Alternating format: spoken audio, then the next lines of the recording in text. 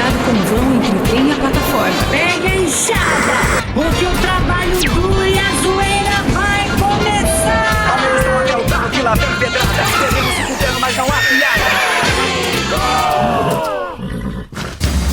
Oferecimento Avan, tudo num só lugar. Ultrafarma.com, a maior farmácia online do Brasil. Olá, meninos! Menina! É menino! Aqui tá aqui, ó. Sabe nada. Muito bem, meus queridos.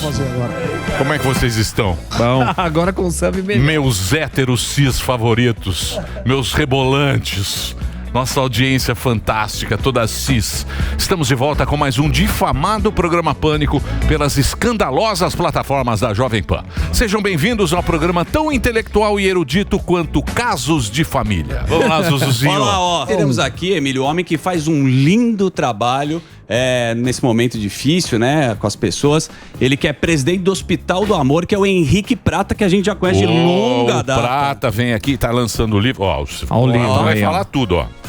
Medicina privada do dinheiro limitando a prática da saúde pública. Esse livro ele conta tudo, não é isso, Guerreiro? Tudo, exatamente. O Parque dos Lobos, ele vai mostrar aí quem é lobo, quem é cordeiro e quem fica no meio dos dois aí. Tem Muito muita bom. mutreta, por isso que a saúde é ruim. Tem muita mutreta. É verdade. Tem muito dinheiro e muita mutreta na saúde. Poucos ajudam e esse homem faz uma filantropia verdadeira Ele no é nosso sensacional. país. Pode soltar a vinheta. Vamos lá, Reginaldinho. Vamos lá. No programa de hoje, o presidente do Hospital do Amor. Quero me apresentar, sou Henrique Prata, presidente do Hospital do Amor. O homem à frente de um dos melhores hospitais da América Latina. O Hospital do Amor agora está incorporando uma missão nova, uma missão dos tempos do século XXI. Muitos aplausos para Henrique Prata. Boa! Tá aqui o Henrique Prata, presidente da maior rede de atendimento oncológico da América Latina, lançando o Parque dos Lobos. E aqui não faltam nomes, nem... Por que você escreveu esse o Parque dos Lobos aqui? Eu acho que nesses 20 anos que eu acumulei as histórias, foi fazendo que não poderia ser um personagem ou dois. São muitos. Eu estou com 33 anos de gestão nesse projeto, Emílio. E são 33 anos que os personagens são os mesmos. São personagens ocultos que precisam que cada vez mais fique pior o serviço público. Para esse paciente, que 80% da população do Brasil depende do serviço público, para eles irem migrando para o serviço privado, que são as clínicas populares, são esses projetos que cresceram muito para tirar a fila, e a fila é monstruosa no Brasil inteiro. Nós estamos com 61 anos de um serviço oncológico, que é o maior serviço da América Latina, o maior serviço do Brasil, o maior parque tecnológico do Brasil e da América Latina, o maior centro de pesquisa do Brasil e da América Latina, o maior banco de tumores do Brasil e da América Latina. Então nós somos a referência para o mundo do que é câncer na América Latina e no Brasil. Depois de você passar essa história, minha gestão, 33 anos, chegou um problema agora dos últimos 20 anos, de um caos, mas um caos tão sério. E vocês que são de levantar o tapete e mostrar a sujeira, eu achei que a primeira coisa que eu quero fazer é agradecer de você permitir trazer nós para fazer. Imagina, é um prazer. Apresentar esse projeto, claro. Porque ele é baseado com provas científicas. Nós não somos... Eu estou trazendo os balanços, as provas, e o livro tem as provas, que eu posso resumir a história, que eu garanto que 20% dos pobres que morrem no serviço público morrem sem ter que morrer. Eu estou falando 20%. Caramba. Na minha cidade, morria na Santa Casa de Misericórdia, antes de eu assumir há 6 anos atrás, 1.250 pessoas em média por ano. Por os médicos serem contratados de serviço, uma Santa Casa de urgência e emergência, todos eram contratados à distância, porque o Conselho Federal de Medicina permite o médico trabalhar à distância, porque a remuneração do médico é igual a 20 anos atrás. A tabela SUS é o mesmo valor em 2002, quando o Serra saiu do Ministério, e o mesmo valor hoje. Outro parâmetro de número assustador. Barretos tinha 10 mil casos novos por ano em 2002, Hoje ainda tem só 10 mil, os outros 16 mil estão fora. Os 10 mil custavam 17 milhões e o governo Serra o ministro pagava 14. O mesmo hospital com 10 mil pacientes recebe hoje 14 e custa 50. E ninguém fala nisso. Parece um tabu. Então, como vocês são campeão de meter o pé no balde... Quem tem? Isso aqui tá tudo no livro. Tá tudo no livro. Então, o conteúdo que tá aí é muito sério. Se vocês trouxeram um livro para cada um de vocês... Muito obrigado, aliás. E esse livro vai sair agora no mercado dia 2 de agosto aqui em São Paulo. Mas já está a editora Gente. Já tá nas livrarias digitais. Então você já pode, ou o Parque dos Lobos, ou você procura por Henrique Prata, que escreveu o livro. Então ele fala o seguinte: como o dinheiro domina a medicina pública e privada, tornando-se diferença entre a vida e a morte dos pacientes. E aqui ele fala quem são as pessoas que mandam na saúde no Brasil. Tem alguém mandando na saúde e oferecendo esse serviço ruim que a população tem. Porque dinheiro tem, né? Não, o problema não é dinheiro. O problema de tudo isso é a forma que encontraram inteligente. Tem uma medicina privada que é focada no dinheiro. Meu pai e minha mãe são médicos, eu tenho que esclarecer isso aqui para não ficar parecendo que eu tenho ranço de médico. A medicina privada tem um médico idealista, humanista, e tem um médico do dinheiro. O que prevalece mais é o do dinheiro. Que enxerga a pessoa, não. Ele enxerga o dinheiro que pode tirar da pessoa. O rico, ele pode ver que tem dinheiro, ele manda fazer 10 exames a mais do que precisa, e o pobre tem que ficar na fila para ele ir no consultório, e do consultório ele fura a fila. Perde a chance de quem precisa, né? Não, no caso que nós estamos falando, o maior problema, minha gestão, 33 anos, e a história nossa é câncer. Câncer, o tempo é o fator decisivo. Sim, total. E então, por isso, infelizmente, eu estou descentralizando hoje, Emílio, eu tenho uma filial em Jales, que não estava muito apertado, Barretos, perdendo a qualidade. Depois fiz uma filial em Porto Velho com esse livro aqui, um outro livro que eu vou te dar. Esse é o primeiro, né? O primeiro livro fez um hospital na Amazônia de 150 milhões, esse livro. Então, imagina, um livro com nenhuma pretensão. Sabe o que o conteúdo desse livro é? Um leigo também pode salvar a vida. Porque eu sou um leigo, eu sou um fazendeiro, sou um boiadeiro.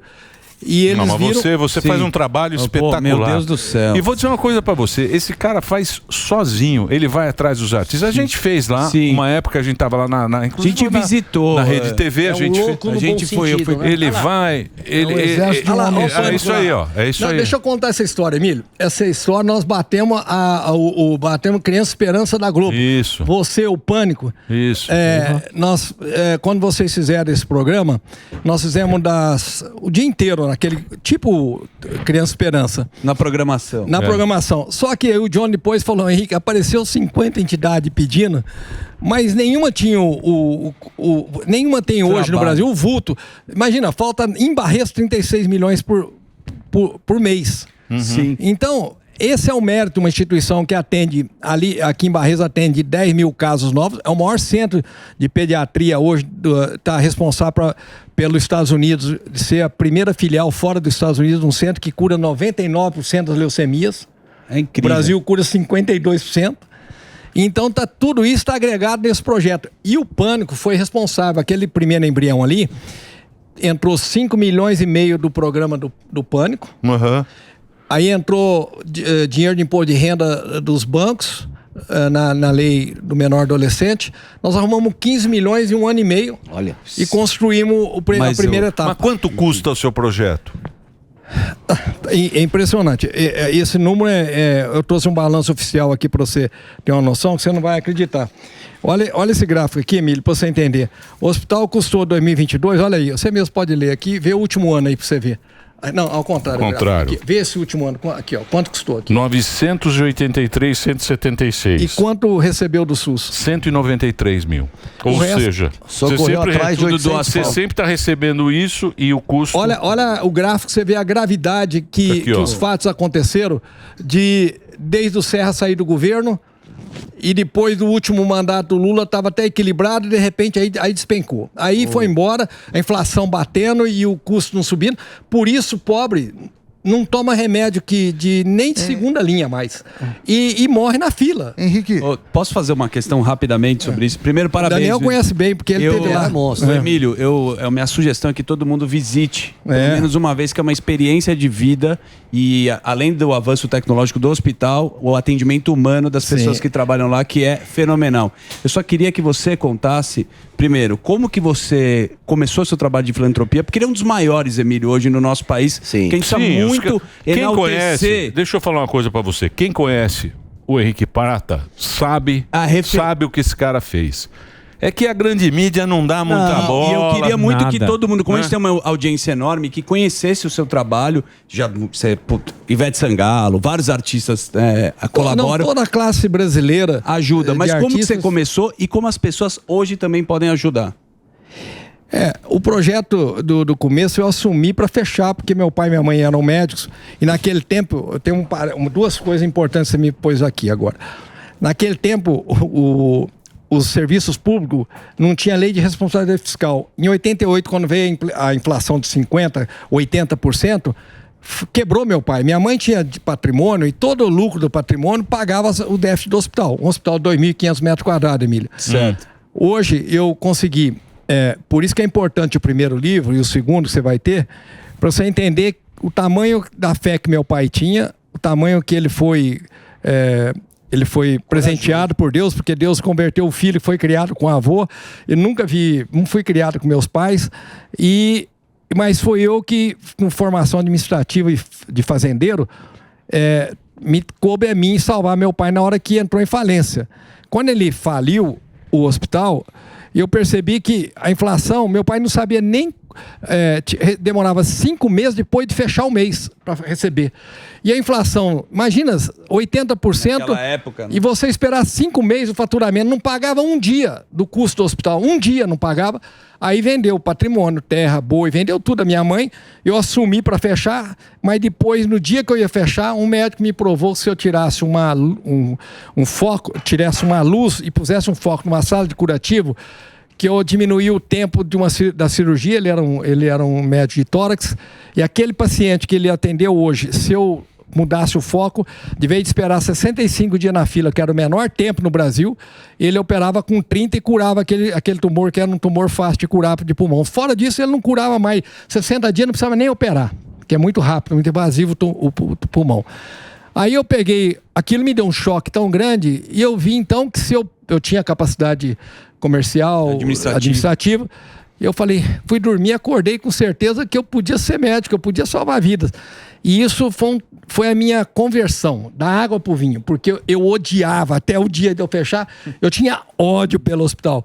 E no dia seguinte eu amanheci com amor. Nossa, ninguém falou que eu podia salvar vidas.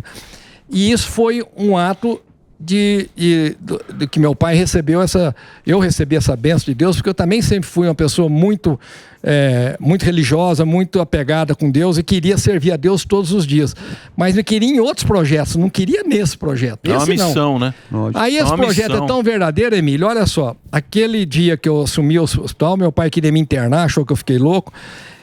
Eu tinha 2.500 metros quadrados, hoje tem 300 mil metros quadrados, que eu nunca financiei um tijolo. Nunca financiei um tijolo. Tem o maior parque tecnológico da América Latina e do Brasil. Nunca financiei um aparelho. Então você tem que acreditar que a fé é maior que o dinheiro. Porque o outro lado é interessante. O hospital tem o maior centro de pesquisa, e ele tem o menor investimento em pesquisa da América Latina e do Brasil. E ele é o primeiro no ranking. O ranking é feito pela Inglaterra, pela Cimago, que organiza todo o ranking de pesquisa que interessa a melhoria de saúde de todas as saúdes. O Hospital do Amor é o primeiro na América Latina e no Brasil. São tantos fatores que provam que mesmo sem ter dinheiro, nós conseguimos ser o que é de melhor em tudo que fazemos. E aí, então, tem que acreditar que a fé tem essa força. Meu pai teve esse presente, eu entrei no projeto e acreditava que eu podia salvar vidas. Hoje, no segundo livro, que chama Providência, eu mostro centenas de pessoas que leram o primeiro livro, me ajudaram a construir a Amazônia, outros que não ajudaram, assumiram que eles não sabiam que eles podiam salvar a vida. Hoje eu tenho um programa na Rede Vida, às 10 da noite, chama o mesmo nome do livro, tenho centenas de seguidores que fazem o que eu faço. Um leigo salva a vida. Muito é isso bonito. Aí. Lindo demais. E ele faz tudo sozinho, hein? Na raça. Põe o site aí do Hospital de Amor, www.hospitaldeamor.com.br. Se você entrar, se você conhecer aí, você vai se apaixonar por esse projeto aí, que é muito bacana, e esse é o homem que faz tudo isso. Idealizador, né? Idealizador, ele vai atrás e resolve. E eu quero saber o seguinte, porque a gente tem 160 bi de dinheiro público para a saúde. 160 bi. Então, você gasta 983 e pega 193 mil. Olha só. E o Estado de São Paulo, que nos últimos 20 anos não pôs nada. A história da saúde, Emílio, eu tenho que falar aqui. Tarcísio não tá dando nada pra você? Não, o Tarcísio agora é a nova... A salvação. É a salvação da pátria. Ó, Tarcísio. Vai, Tarcísio. Porra, Tarcísio. Ele é o bicho. O Tarcísio é a minha nova esperança pra ter uma luz no fundo do túnel. Mas qual o interesse porque de não é o repassar? Seguinte, é o Nós seguinte, somos no ar já? Estamos no ar. Aqui entra direto assim? Entra direto, aqui não para. Isso aqui é um salário e várias mídias. É um salário e isso aqui vai no YouTube, vai na TV. Grava a gente em casa. É o seguinte, ele recebe gente do Brasil inteiro. 27 estados. E vou dizer mais pra vocês. Né? A família fica lá aqui em Barretos. Vai a família, tem um apartamento para a família, fica acompanhando o cara do Brasil inteiro. E ele recebe o Brasil inteiro. Da estrutura, né? Quando vai o paciente, nós temos 5.600 pacientes fora do hospital, que vieram de 27 estados, de 2.700 municípios. Não tem nada, você vai por aí, não tem nada. Nos últimos 60 anos, eu provo para você, só o Serra fez o ICESP aqui. O Serra fez, eu interferi muito para ele fazer o ICESP, mas eu queria falar duas virtudes assim que é importantíssimo para ver a hora que mudou a saúde no país, mas que falta muito a mudar. Uma foi o Serra quando estabeleceu lei de responsabilidade fiscal, na obrigatoriedade do pagamento dentro do exercício, dentro do prazo legal, quando colocou a Anvisa, que todos os remédios nacionais, todos eram falsificados do câncer. E o povo, você não tem ideia, a gravidade desse país ainda... Não, o livro, parabéns pelo trabalho, pelo livro. E você tem dados e experiência que comprovam vários crimes. Muitos crimes. E você já chegou a entrar com a ação no Ministério Público, falar com as autoridades que são crimes, as pessoas precisam pagar por isso. Mas deixa eu te explicar. O que a gente tem que fazer é uma nova consciência. Quando vocês leram o livro, eu espero que vocês possam ler o livro, que eu acho que vocês têm muito mais força de saber qual segmento. Nós temos de fazer um alerta na sociedade. Toda a sociedade, que a maioria é cristã, ela tem que ter noção do porquê que existe o problema, onde está o problema, para ela poder nos ajudar. Porque senão fica uma coisa muito leviana. Não adianta eu falar, eu levar balança, eu fazer prova sozinho. Eu sou você entendeu? É nisso que eu quero perguntar pro senhor. Se eu vou pensar como administrador, por exemplo, do governo. Pô, quanto mais hospitais igual ao senhor, mais idealizadores como o senhor, vai custar mais barato para mim. Porque eu tenho certeza que o repasse pode ser muito mais barato do que eu vou gastar na minha rede de saúde. Qual o interesse, então, do governo? Por que não é repassado? Por que eles não querem esse tipo de trabalho do senhor inchado para aliviar o outro lado? Mas existe não é só eu tenho que dizer, para você entender. Você pega hoje, por exemplo, 70% dos serviços públicos, 70% dos serviços filantrópicos no Brasil está sendo administrado nos serviços filantrópicos na Igreja Católica. É um carisma dela. E ela tem uma gestão exemplar. Os serviços dela, você pega aí São Camilo, Frei Hans, Frei Francisco, você pega várias obras, todas essas obras filantrópicas cristãs têm virtudes de ser 100% honesta no custo, no gasto, no procedimento. Mas o financiamento do SUS está congelado há 20 anos. Então eles vão abrindo mais espaço para convênio. Eu sou puro sangue. Só 100% SUS.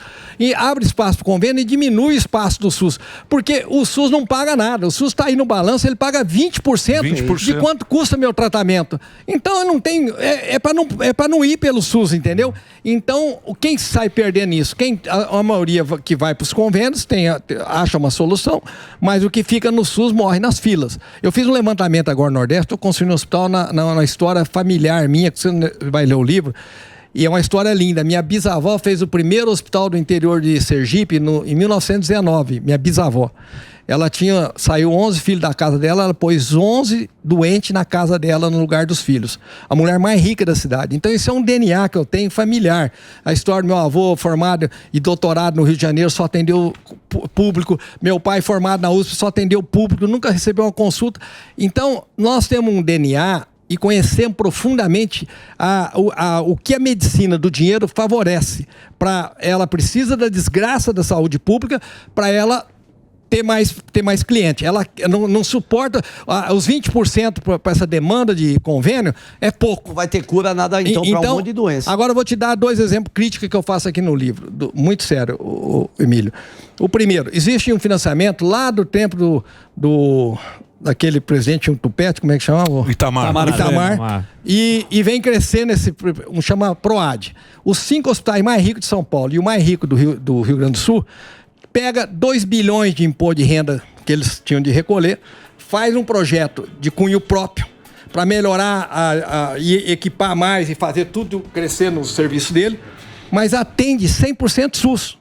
Não, 100% privado. Não bastando isso, no governo Lula, ele me chamou quando o Zé Alencar estava doente, eu e o Padilha, para começar a história de fazer o PROAD, um serviço para equipar os hospitais públicos na tecnologia mais avançada, do tratamento muito atrasado, de bomba de cobalto, de mil coisas erradas que fazia no serviço público. Só quando vai fazer a regulamentação do serviço, os hospitais que cuidam dos reis, que cuidam dos presidentes, os inteligentes, foram lá e puseram só para investimento. Então, eles compram tudo que eu comprei PET-CT, comprei robô, tem 2 robôs, mas depois não podia custear. Mas porque quem regulamentou a lei, eles compram, eles têm todo o dinheiro do imposto de renda deles. Aí ele vai no seu imposto de renda, compra todo o aparelho que está no hospital dele, leva pro aparelho e só cobra 100% particular e me deixou eu com um abacaxi desse tamanho. Que coisa, hein? E essas leis eu denunciei na Veja, isso no entrada do Bolsonaro, mostrei pro Bolsonaro, levei ele no hospital, falei, tá vendo esse aparelho aqui de 5 milhões de dólares? Esse aparelho aqui, eles compraram com o mesmo dinheiro meu, não deixaram eu pôr a gasolina e pagar o motorista, e eles cobram 100% particular, você tem que cortar isso, para encurtar. Eles têm todo o benefício, a medicina privada da elite tem todo o benefício de financiamento, como é que chama? Que você subsídio, e são bilhões, e concorre comigo, que eu sou 0, e não deixa, e me castram. Então o problema, Emílio, é muito maior. O problema é muito grande. É muito grande. A guerra tem que ser quando nós mudarmos é uma indústria, né? Nós temos de mudar a consciência dos novos políticos, numa geração que tem aí para vir. E eu tenho uma confiança absoluta. Tem um homem que é ícone no Brasil, que não existiu nenhum homem que ainda fez, não serve nem para desamarrar o cadastro dele no pé que fez pela saúde, chama Zé Serra. Nenhum homem. Mas tudo que existia de honesto na saúde foi ele que fez. Tudo, absolutamente tudo. E quando ele foi governador, a obrigação de todos os estados era colocar cada R$1 da União na alta complexidade, o estado colocar 1. Nunca tinha colocado o estado de São Paulo. Ele pôs. Ele saiu, nunca mais pôs. Congelou aquele valor que hoje é 28% do R$1 que ele tinha de pôr. Então, o único homem que foi honesto com o dinheiro público desse país, no país inteiro. Caramba. Eu tenho 50 provas que esse homem fez tudo que é honesto que tem. O resto que ainda tem para fazer, nós estamos agora, a minha fé total em cima do Tarcísio, porque o Tarcísio tem um coração valente como o Serra, e o Tarcísio tem uma habilidade tremenda. O Tarcísio hoje, para mim, ele tinha toda a minha confiança, ele foi em Barretos, aprendeu toda essa forma de gestão injusta que tem por debaixo. Contratei um secretário de saúde muito bom, Dr. Eleus, ele está bem preparado e ele vai mudar a história. Os hospitais do estado de São Paulo, 50% que são gestões OS, ele paga sempre. Vou dar um exemplo agora. Eu tenho um hospital em Bebedouro, OS. Média complexidade, ele me paga R$2.400 a UTI. Aí o hospital de Barretos, que é alta complexidade, a Santa Casa, o estado me paga 400. 4 vezes menos, 3 vezes menos. Então, por que faz isso? Porque se ele tem consciência, que hipocrisia é essa? Que ele sabe que a UTI custa 2.400 e aonde a Santa Casa de alta de alta performance. Lógico. Vai chegar todo mundo com infarto, com derrame, com tudo de trauma. Não tem dinheiro. Então as pessoas chegam e morrem. Em Barreto, eu pegar a Santa Casa, de um ano para o outro, morreu 250 pessoas a menos por ano. Então você tem que entender. Aí eu fui fazer Sorocaba, Adamantina, fui em vários lugares ver como é que era. Era o mesmo processo. Ela ficava ociosa para os médicos cobrar no consultório. No particular. E, no particular e enfiava E vai pro convênio. fora do agendamento. Não, nem convênio, era um SUS com particular no bolso dele. Entendi. E essa é a demanda. Então, Emílio, o livro aqui... Mas isso é muito embaixo do pano, né? Mas aqui eu não só... Não tá aqui pus o nome, livro, ó. Ninguém tem noção, né, disso. Eu quero agradecer a editora. A gente fez um trabalho aqui de... Ela só me pediu para tirar os nomes para virar menos polêmica. Mas se você ler o livro, eu acho, Emílio, honestamente, que vocês aqui que são formador de opinião, vocês têm que ler o livro e me ajudar. Boa. Conta com a gente, Henrique. Nós podemos debater qualquer tema desse aí profundamente. Pode trazer aqui o Papa aí. Põe ele. Não escolhe o cardeal, não. Escolhe o Papa e põe ele ali para discutir o que está escrito no livro aqui. É isso Nós aí. mata a cobra e mostra o pau. Então você Caipira acha. da roça é assim. Então você acha. Isso O cara era boiadeiro. Lógico. Sabe o que faz? Então você acha que a sociedade ela tem que estar com o olho aberto isso para também poder cobrar, porque é uma coisa que ninguém sabe. Eu, por exemplo, não imaginava isso, essa maracutaia. É muito importante você ler o livro, sua equipe, mas você não tem, tô te falando honestamente, sem demagogia. Você sabe o carinho que nós temos por você, a gratidão que temos por você. Imagina. Mas nós precisamos, eu vou te falar para você, eu nunca precisei de você, da sua equipe, tanto quanto eu preciso hoje. Conta com a gente. Esse livro com tem que ser estampado para nós encurtar esse caminho, cara. Não pode acontecer de ir esse mundo de subsídio para os ricos e os pobres morrendo nas filas. Agora eu estou fazendo um hospital lá em Largato, no interior de Sergipe. Fiz um diagnóstico em todos os municípios.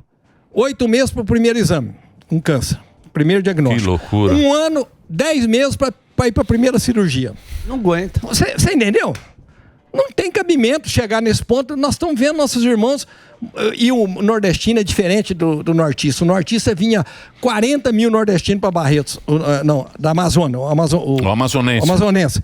O nortista morre aceitando a morte na fila, que é mais uma cruz para ele. Já não tem água, já não tem dinheiro. É mais uma cruz.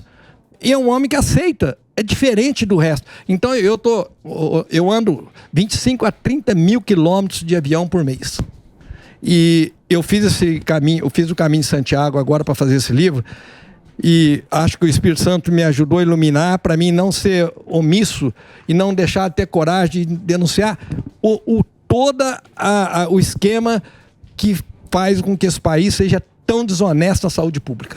O Parque dos Lobos. A gente vai descobrir quem. Você é um homem de fé, né, Henrique? Porra. De muita fé. Corajoso, eu sou um homem de fé. De fé e coragem. Por isso que você... Foi uma missão que Deus deu pra esse cara. Emílio, posso contar um caso que me fez uma brincadeira que eu fiz com Deus uma vez. Eu falei, olha, eu queria... O Gert Brooks foi em Barretos em 98 e escreveu para mim assim, elogiando a minha fé. E falando que as obras que são de amor, são de Deus e tal, fez um dedicatório. Passou 17 anos, fui atrás dele, trouxe ele para fazer um show em Barretos, deu 3 milhões de dólares. E ele ainda fez, depois de 17 anos. Quando ele chegou, eu quero falar como é que a minha fé... Eu falei assim, eu já tinha todos os artistas do Brasil, 50 artistas fazendo já eventos, participando do hospital. Aí eu falei... Será que eu consigo um artista internacional para ter um padrinho lá nos Estados Unidos e tal? Escrevi uma carta para ele, ele me recebeu. Aí ele tinha um contrato em Las Vegas em 2009, tinha de esperar mais 4 anos. Quando acabou o contrato, eu nunca mais falei com ele. Ele me liga no meu celular, manda eu ir lá, que ele estava me esperando. Cheguei lá, ele falou, aquilo que você me pediu, você esperou 4 anos, eu vou realizar. Quando ele veio com um avião dele, veio com 49 pessoas de primeira classe, até o carregador de bagagem veio de executiva.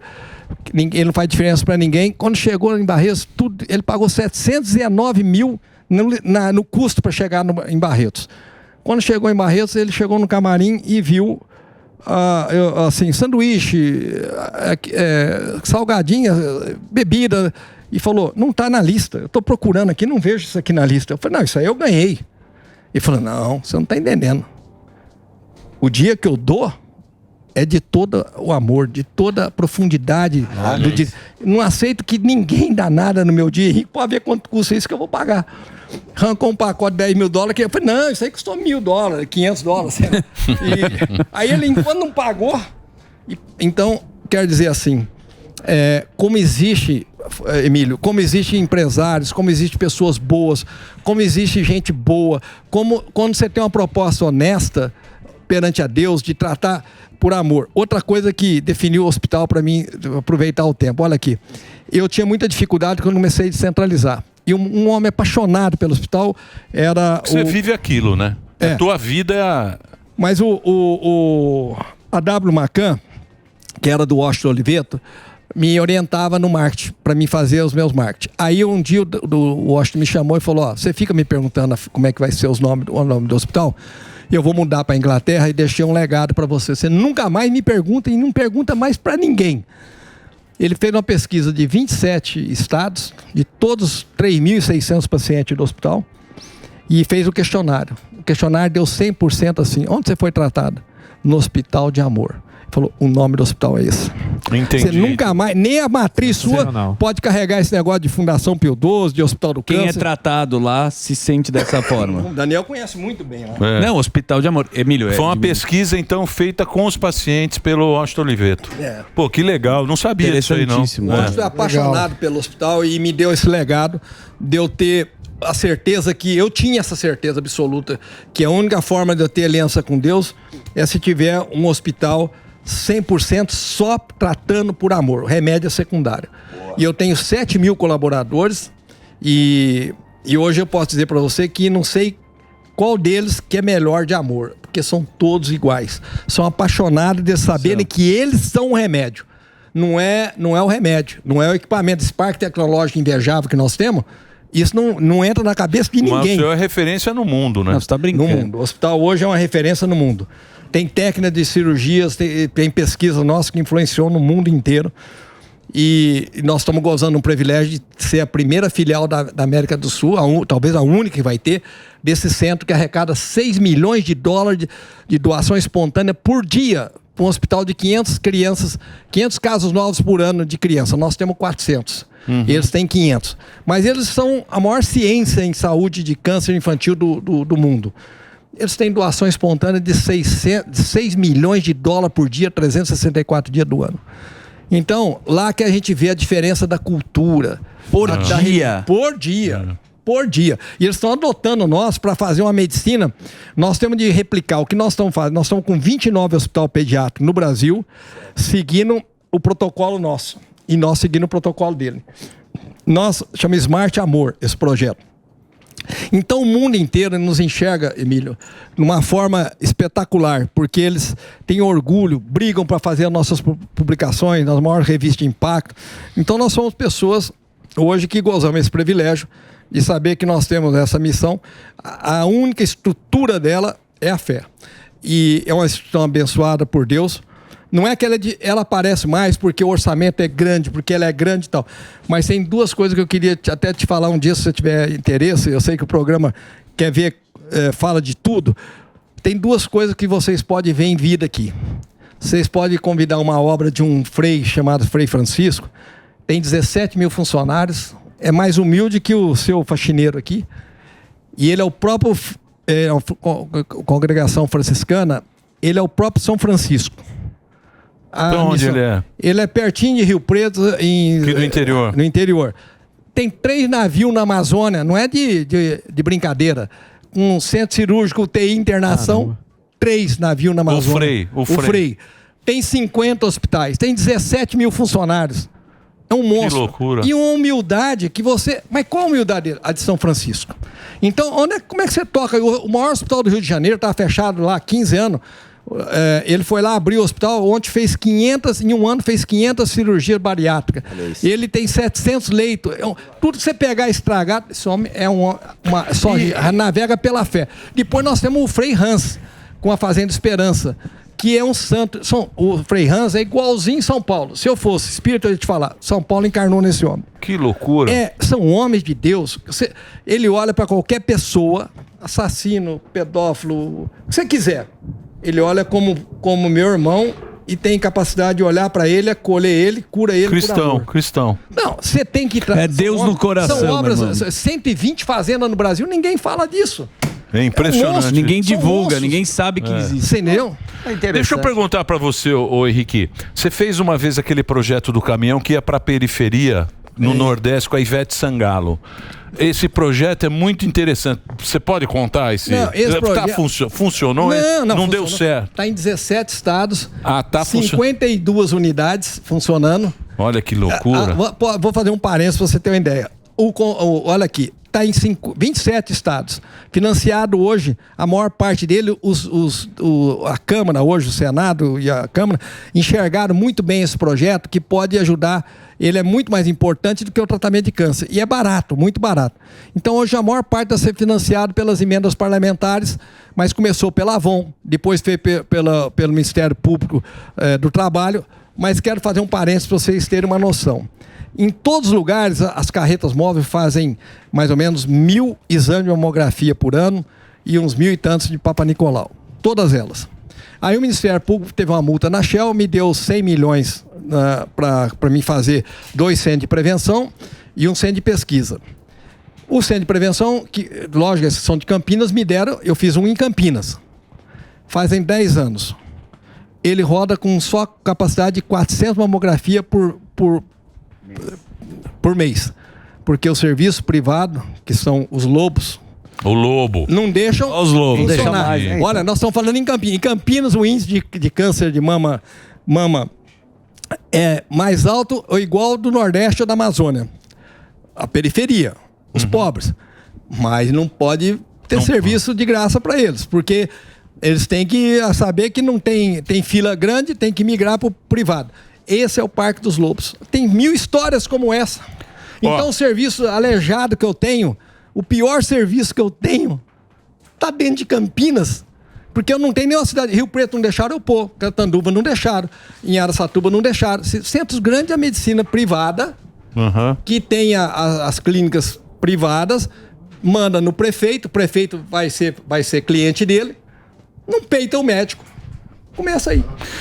Henrique, conte com a gente, porque a gente sabe da sua história, do seu comprometimento que você tem aqui, que você faz um trabalho muito bacana. Quem conhece o Hospital de Amor sabe que você é um cara sério no negócio. Tem um Pix pra doação que a galera... tem um Pix? Sim. Tem um Pix. Temos se você puder...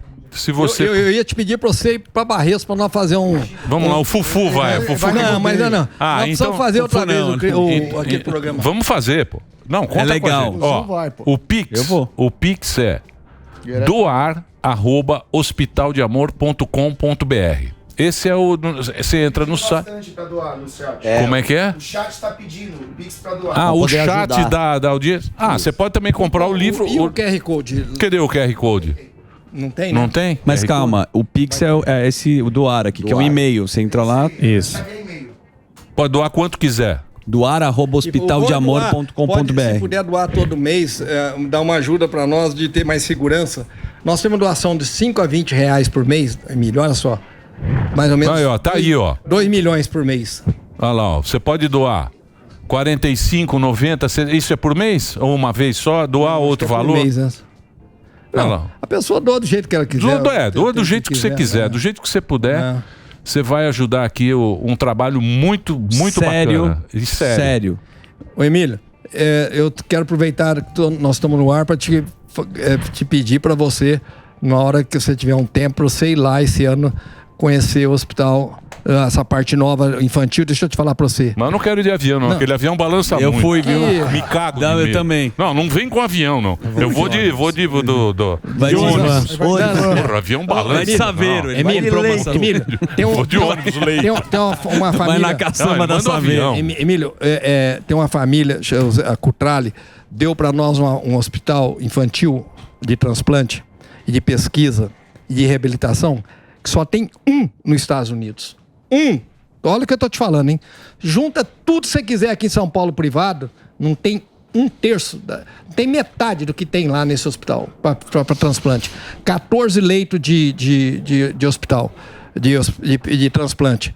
O ar-condicionado, 15 milhões. Se você pegar quanto seria no serviço privado, no serviço normal de hospital, 4 milhões. Se você ver, os leitos são duplos, para o pai e a mãe, ficar o pai e a mãe com a criança. É um trabalho, estrutura fenomenal. Isso foi doado por uma família. Presta atenção pra você ver. No livro eu faço uma homenagem em memória dele. E é uma família que ajudou eu ter esse parque avançado, o robô. A história é linda, tá tudo no livro. Para você ver como tem brasileiros, como tem pessoas ricas. Esse homem, eu ponho toda hora que ele me dava 8 milhões, 7 milhões de dólares para tudo, ele me dava e falava assim: Henrique, jura que você está me dando esse presente? Ele nunca sentiu que ele estava me dando. Sempre que ele Você estava dando presente para ele poder ajudar, né? Os projetos, eu apresentei 3 projetos de 7 milhões, 8, tudo para ele era assim: não, me abraça aqui, que presente bonito você está me dando. Olha como existe pessoas com essa vontade de dar por amor. É isso aí. É e ainda bonito. bem que tem você para trazer pra gente aqui. Conta com o programa. Boa. Henrique. Não, eu estou muito feliz de estar aqui. Acho que o livro nasceu no primeiro programa agora, como diz, com os 2 pés na porta. E espero que vocês leiam no livro algum conteúdo desse livro que quiser discutir mais para frente. Fechado. Eu volto aqui. Tá combinado. Mas foi uma... O lançamento vai ser dia 2 às 17 horas na Livraria da Travessa, no Shopping Iguatemi. Boa. É isso aí. Obrigado, viu, Henrique? Obrigado você. Obrigado. Obrigado. Trouxe um regalo para você aqui. Opa! Isso aqui é de um santo que, depois dos 80 anos, construiu um abrigo de 350 pacientes do lado do hospital. O maior abrigo que eu tenho, chama Padre André. Boa. E isso aqui eu quero que você carrega ele com você. Pode deixar. Bonito, hein? Eu te juro que você intercede por ele. Lê para a história, chama Padre André. Eu vou ler. Padre André. Está sendo beatificado agora lá em... Eu tenho um Padre Sala. Não, mas não é esse. Boa, não, Padre Sala não. Ele tá de férias. Isso aqui é assim, ó. Boas férias, padre. Obrigado. Obrigado.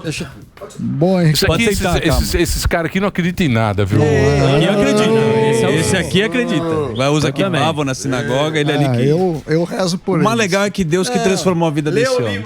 Os livros ajudam. Ó, lê o livro, compra o livro, você também vai ajudar. E nós vamos passar esse Pix aí mais vezes aí. Boa. Pra galera poder ajudar. E é muito importante você ler o livro também para poder entender toda essa tramóia aqui. É importante. Se a sociedade não comprar ideia, nada acontece. Vocês sabem disso. Boa. Obrigado, viu, Henrique? A visita tá no ar. A visita vai esse ano, confirmada? Vamos lá. Bora. Boa. Vamos lá. Mas eu vou de ônibus, não quero ver um balanço. Vamos. De carro. Vou guardar aqui o padre. De pampa. Guarda isso aí, é um regalo. Vai de saveiro. É isso aí. É minha fé, Rodrigo. Eu sei, você é um homem de fé. Nossa convidada de honra acaba de chegar, senhoras e senhores. No programa de hoje, diretamente de Apucarana para todo o Brasil. Brasil, Copa, olé, olé, olé. A jornalista que já passou pelas maiores emissoras dessa nação. Autora do Dá um Tempo e palestrante especializada em saúde mental, Isabela Camargo. Muito bem, dona Isabela, como é que está você? Tudo lindo? Tá aqui o livro da Isabela, que é o Dá um Tempo, como encontrar limite em um mundo sem limites. Terceira edição, hein? Terceira edição, prefácio do Mário Sérgio Cortella. Isso aqui à venda em todo o Brasil, que é aquela história da saúde mental. É nada. Hã? Esse livro é pra quem quer fazer as pazes com o tempo. Bom. Aí é complicado, hein? Nada, rapaz.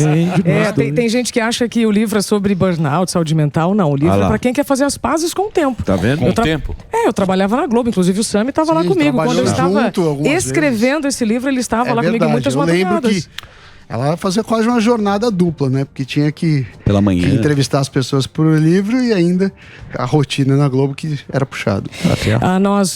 Eu trabalhava com a previsão do tempo, Emílio, e aí as pessoas chegavam para mim e diziam assim: Isabela, o tempo tá passando muito rápido, o que tá acontecendo? E aí na época o Frei Leonardo Boff tinha participado de um concílio internacional que dizia que o dia não tem mais 24 horas, tem 16. Eu fiquei muito encafifada, então jornalisticamente eu comecei a pesquisar o que estava acontecendo com o tempo da natureza, isso em 2017. Depois é que eu tive a experiência com a síndrome de burnout. É como se Deus dissesse assim, agora você pode falar sobre o assunto, sabe? Mas o livro é para quem quer fazer as pazes com o tempo. Além do Cortella, tem mais de 150 entrevistas de pessoas que vão nos ajudar a lidar melhor com os desafios, pra gente preservar a saúde mental. Aí sim. Sim. Então, mas o tempo é relativo, né? Totalmente. O tempo é relativo. Pra cada um. É. Lógico. Vai depender do que você faz, da sua idade, das suas condições de saúde. Os meninos que trabalham com humor, vocês trabalham com a percepção ali do tempo que ou é ou não é. Não é? O Sami com o dinheiro. Então, todos nós estamos lidando com o tempo de uma forma. Mas você é muito séria. Você acha? Eu acho. Não é, não. Ela tem um jeito Isabela, eu conheço ela de Apucarana. Olha. Ela trabalhou com fuzil. Ah, é? Deixa eu contar uma coisa muito ela trabalhou legal. com fuzil, depois ela veio aqui. Ela é muito séria. E esse é que é o problema. O problema do cara, que é muito sério. O que você dá risada? Deu risada. Não, mas assim, eu não sei de onde você tá tirando que eu sou séria. Porque você é uma pessoa séria. E eu trabalhei com você e a gente nota a habilidade das pessoas. Você faz tudo certinho. Na planilha. Você faz tudo, você se doa o mais que você pode pro negócio. Você não leva o negócio meio no delare nas sair na perfeição. Sabe, nas coisas, no somebody love. Mas isso é bom? Mas isso é bom? Claro. Meio levar a vida no somebody love? Mas uma hora o somebody love cobra também, Emiliano. Claro, não cobra. Cobra menos. Deixa eu fazer uma Vê o pergunta. Lula aí. Pô. Deixa eu te fazer Lula dá um somebody love todo dia na gente. Já cobrou, pode cobrar. Deixa eu te fazer uma pergunta. Você acha que o Tutinha e você vão aceitar ficar com pessoas aqui que fazem somebody love? Metade da emissora. Duvido. Metade da emissora. Tá olhando aqui. Metade da emissora é somebody love. E você, sabe, Mas é a metade maior. É a metade maior. Pô, é metade muito grande. Não é a metade. E você... Não, agora falando sério. Sério? Não. Porque você é uma pessoa que realmente, quando você assume um compromisso, você doa 100% para aquele compromisso. Posso Talvez contar isso seja uma coisa muito legal que tem acontecido. Antes, né, há uns 4, 5 anos, logo que eu saí da Globo, as pessoas me pediam uma foto. Isabela, tudo bem? Vamos fazer uma foto? Vamos. Hoje, o que está acontecendo? As pessoas me pedem um abraço. Legal. E em poucos segundos, elas choram. Porque elas sabem o meu comprometimento com a saúde. E não vamos nem falar de saúde mental, saúde integral, porque é redundância. É saúde. Então, a minha vida se transformou nos últimos anos e eu, sim, estou comprometida com a saúde das pessoas. Se eu vou falar de uma forma mais séria ou brincando, aliás, eu quero me propor, me oferecer para vocês, porque as minhas palestras têm sido piada em cima de piada. Aí, ó, tá vendo? Piada em cima de piada. Então, quando você ainda tem uma imagem minha de uma pessoa muito séria e tal, isso não invalida as minhas piadas. Não tô dizendo... Ele tá falando acho que no profissionalismo. Total. Tô dizendo, por exemplo... De focada. Por exemplo, o Gordão. Gordão é um cara também 100%. Profissional, ele vai fazer os espetáculos, não importa onde. Ele chega de viagem às 6 horas da manhã, às 10 está aqui, segunda-feira ele chega cedo, dorme no sofá. Por quê? Porque ele leva a sério o negócio, ele faz aquilo, ele é comprometido com o que ele prometeu para alguém. E tem gente que, por exemplo... Mas vem cá, mas isso aí não é uma coisa boa? Olhou pro Guarani. É bom. Não entendi o por exemplo. Não, deixa eu pra lá. É bom, isso é bom. Não vou tocar Mas o que o Emílio tá querendo dizer é que essa doação às vezes pode trazer malefícios à saúde, né? Porque... Tudo. Vocês estavam falando, o Funil tava lá na rua, né? Falando sobre estresse. Faz tempo, hein, Isa? Fuzil. Mandou um funil. Fuzil. Você sabe que a gente se conhece há 25 anos. Passarinho. Você me chamou pra trabalhar aqui. Depois fim você foi trabalhar do século passado e você que chamou ele pra vir pra cá, ó. E depois você foi trabalhar com o Zé Pereira. Grande o Zé Pereira. E depois ela foi pra Band. Quando ela foi pra Band, ela falou, pô, vou pra TV. Eu falei, puta, vai lá que você tem. Você, puta, faz 30 anos isso aí. 25. Faz 30 anos. Aí ela foi pra Band News, depois foi pra Globo. Aí cansou. Boa noite. Cansou da Globo, pulou do cavalo. Não. Eu tô aqui há 40, aí, filha. Imagina o meu saco, o meu burnout aqui. Tem burnout todo dia. Meu burnout já passou. Já trocou o cavalo. 40. Só no sofá com a Paulinha, com a gente. Deixa eu te contar um negócio. Aí eu tava falando com o Fuzil, né? Porque quando a gente se conheceu, imagina que eu tinha 17 anos. Eu fazia as entradas, né, de um programa chamado Comando Isso. Né? E o Funil, na época... Não, pera lá. Funil, na época? É. Funil, na época, era o motorista da van. Ó, passarinho. Direção da rádio.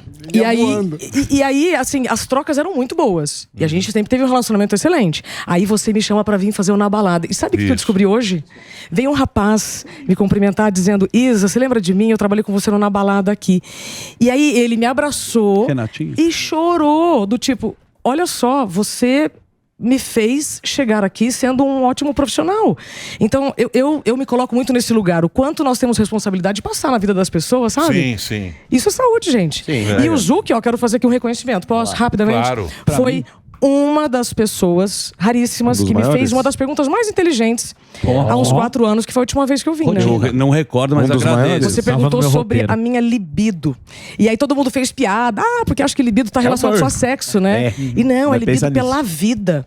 E foi muito legal, Mas não cara. foi Muito nessa- obrigada. Porque Mas depois eu- da sua Mas foi pergunta, do roteiro, não eu foi me dele. preparei. Eu me preparei pra entender. Cara, não é que ele tem razão? Como é que tá a minha libido pela vida? Tava zero, se né, você na tem época. tesão pela vida. Exato. Ah, boa. Exato. Porque a Você vida me às vezes é perguntou nota isso. 6, né? E a gente não tem que deixar tudo. Não, a vida é ótima. É a gente que faz um monte de bobagem, né? Mas posso aproveitar? Obrigado. Eu não acho que vou fazer uma pergunta tão Não, agora boa vai como eu vir só fiz. uma porcaria. Agora é mais ou menos. Eu não queria dizer nada não, mas ele fez no outro intuito. Boa. Mas eu queria separar duas coisas aqui. A sua entrega profissional, que o Emílio salientou, e a outra história, que é essa geração Z, que é mais mimimi. Porque a gente precisa render no trabalho e, ao mesmo tempo, os chefes, CEOs agora estão acuados, estão com medo de passar essa mensagem. Então, como a gente equilibra a entrega profissional, que você precisa render, não entrar no burnout, e essa geração que também não aceita mais nada, essa geração líquida do nosso querido Bauman?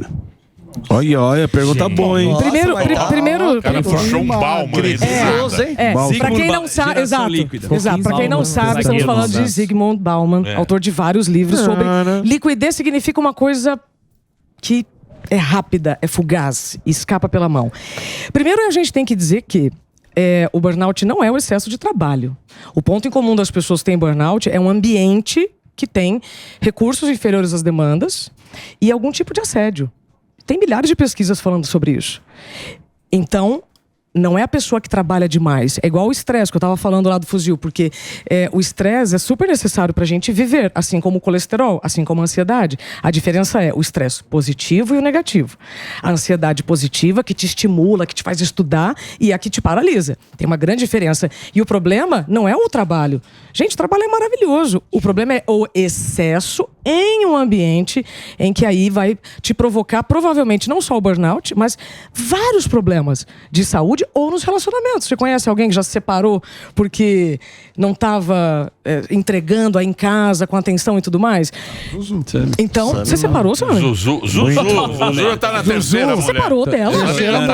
Tá na segunda mulher, na Jéssica. A Jéssica é maravilhosa. Ao mesmo tempo. Maravilhosa, Jéssica. Como é que você não viu? É que tiveram ao filho invés de agora há arrastar pouco. um relacionamento desgastado, que às vezes a pessoa não comparece com o Emílio, enfim, e você Foi pra ele. eu procuro, né, ter essa entrega. Ele vem pra mim. Não deve puxar. Ele vem pra mim. Não, ela tá falando Filho, olha só. Você tá um gato com essa barba. Tá um gato com essa barba. É nosso Vando da Tá muito gato com essa Você barba. vai jogar uma calcinha. O cara foi lá, comprou uma guia 7 não sei o quê. Falou, 7 nó. ele foi na rua, ela falou, não tem a guia aqui, vou levar pro Emílio. Alguém viu essa minha camiseta aqui? Sim, eu tô vendo. Desacelerar Para continuar em o movimento. que isso significa pra você? Devagar e sempre. Devagar Cara, se você não descansar, você vai se machucar. E aí tem essa camiseta que aqui atrás está escrito Ninguém Faz Nada Sozinho. Ninguém faz nada sozinho. Tuta. Isso é Então do eu seu trouxe, Tuta. tem 3 camisetas e 5 kits da New Dental, que eu sou embaixadora, uma empresa de saúde bucal. Opa, aí sim, hein? Aí, ó, caiu E eu tô muito feliz em trazer isso pra vocês. Agora veja o que vai servir. Se você vai querer essa Ninguém Faz Nada Essa eu Sozinho. quero. Estou me incluindo na agenda. Você tá se incluindo na agenda? Pô, o que mais tem o Morgado é a agenda. Ó, louco, bicho. Obrigado. Já viu a agenda do Morgado? E esse kit pra saúde bucal. Sou embaixadora dessa empresa, tô bem feliz em poder que levar. elegância. Muito, muito. Mas isso é E o muito Dental chique. Care. Então. Ó. Sua boca merece. Porque a nossa saúde, gente, ela precisa de nós o tempo inteiro. É isso. E aí a gente vai adoecer, Morgado. Por quê? Porque a gente vai atribuir nossa saúde pra alguém. É o que eu falo. Você fala isso. Não, mas a gente sempre fala isso Se daí. alguém ficou sem kit ou camiseta, depois eu entrego. Tá? Mas em cima disso, Isabela, como é que conversa a gente vai... Tudo bem que você desmistificou o burnout, que não é só excesso de trabalho e tal. Mas como que num ambiente, de repente, a gente vai falar que é hora de desacelerar, sabendo que em casa tem uma quantidade de boletos chegando e a família depende da gente? Não é difícil a gente buscar essa saúde pra gente? Eu vou responder com muito carinho, tá? Como sempre Você teve. sabe que eu te amo. Sim. Crachá a gente pode ter vários, emprego a gente pode ter vários, mas vida é uma só. E não há boleto mais importante do que a sua vida. Se a pessoa não quiser descansar, se quiser se estribuchar, ok, vai em frente, não é comigo, o negócio é você com você. Se a sua vida tá ótima, beleza, não é comigo que você tem que brigar. A questão é desacelerar para continuar em movimento, que é o que eu procuro levar em todos os lugares, é o seguinte, respeita o seu cansaço. Para de buscar as respostas milagrosas em anfetaminas, café energético e tal. A sua saúde não tá aí. A sua produtividade não tá aí. Então, hoje, a mensagem que eu levo, e eu fico muito feliz em ser porta-voz disso, é a atualização de identidade. Respondendo agora a sua pergunta. Como é que o líder vai lidar com os liderados que não estão afim de trabalhar? Então... Tchau, liderados, eu vou contratar pessoas que querem trabalhar. Como é que o liderado vai conseguir imprimir o seu talento sem adoecer? Sabendo encontrar limites nesse mundo sem limites. Eu trabalhei com várias pessoas em várias emissoras que diziam não para excesso de trabalho e eu achava aquilo cúmulo. Nossa, mas como é que a pessoa disse não, né? Porque a gente costuma dizer sim para tudo. E hoje eu vejo que a pessoa estava se preservando. Certo. Então, cada um precisa atualizar a sua identidade e entender. Faz sentido eu trabalhar nessa empresa por 12, 13 horas numa semana? É uma coisa. Agora, um estilo de vida insustentável não rola. Então, ninguém tá falando aqui que não vai trabalhar ou que não vai entregar. Mas, assim, da mesma maneira que tem gente corpo mole, tem chefes muito psicopatas. Sim, verdade. Né? Então, nós estamos falando o quê? De um caminho do meio aqui, né? É possível? Nós estamos falando de saúde. Então... É o combo, né, que você tem que ter. Agora nessa questão... trabalho da família. Sim, porque vida... Olha só, outro dia eu fiz uma correção oficial. Tá no meu Instagram, nota oficial. Se algum dia vocês já me ouviram dizer vida pessoal e vida profissional, me desculpe. Vida é uma só, cara. Você tem objetivos pessoais e objetivos profissionais. E aí equilibrar isso dia a dia é que é o nosso desafio. Aí você precisa de saúde pra isso. Então, mas tudo não terás. Exato. Mas não precisa ter tudo. O que é tudo? O que ela tá falando é não ser um trabalho opressor e uma vida familiar opressora também. Eu sei, mas é difícil. Escolhe um pra ti. Agora, Isabela, essa questão das empresas aí, a turma falar não, como que... a pessoa separa esse lance de falar não e o medo de não ser escolhido, de ser demitido. Demitido tá, às vezes até um pouco de exagero, mas às vezes a pessoa acha que ela negando, ela vai perdendo o espaço no trabalho. Como que você faz um meio termo aí? Primeiro, olha só, a gente tem um apagão de mão de obra tremendo aqui no Brasil para várias profissões. Então a pessoa que já sabe que ela tem uma habilidade, que ela tem um talento, é na base do respeito e da humildade, e o dizer não significa, cara, dessa vez eu não vou poder fazer. Essa semana eu não posso. E eu tenho certeza que se esse líder souber o seu talento, ele vai respeitar a sua necessidade. Então a gente tem que parar de ir nesse caminho, mas tem muito desemprego, mas tem... Não, gente, vamos pensar na saúde de cada um. Exato. Então essa conversa ela é muito madura. Então, quando se alguém estiver abusando de você, Emílio, deixa eu te contar uma coisa que eu aprendi agora com cabelo branco. Olha pra mim. Se você dizer sim pra alguém, te colocar em risco, tá errado. Se ao dizer sim pra alguém, você se coloca em risco, outro dia vocês me chamaram pra gravar aqui. E eu tinha que gravar lá na Band. E aí eu falei pra Paulinha, Paulinha, eu vou me colocar em risco. A não ser que tenha um helicóptero, senão eu vou ter que... Ou eu dirigindo loucamente, me coloco em risco. Eu tive que priorizar o quê? A minha obrigação profissional. Que era a Band, que era melhor. Bem melhor pra ser entrevistado. Eu também, se a Band me chama, eu vou não. Eu trabalhava lá. Não, senhor. Você fez certíssimo. Você mandou direito de resposta. Direito de resposta. Eu trabalhava na Band. A gente conseguiu o helicóptero, aqui. Tá? Você que não quis. Mas olha, que abusado. Olha só, eu era contratada da Band. Lógico. Meu contrato encerrou. Agora, eu era voz da rádio e era voz da TV. Então, naquele momento... eu tinha que cumprir a minha obrigação. Lógico. Entende? Mas isso é respondendo a sua pergunta. Como é que eu vou dizer não para um convite? Porque, cara, deixa eu te contar um negócio. Se já é difícil dizer não para aquilo que a gente não quer, imagina você dizer não para aquilo que você quer. Sim. Você acha que eu não quero vir aqui conversar com vocês? Não, então. Mas a firma A firma. Porque tem a pessoa física e a pessoa jurídica. Tem a firma e tem nós. E os empregados. E agora eles chamam de colaboradores. Colaboradores, vamos lá.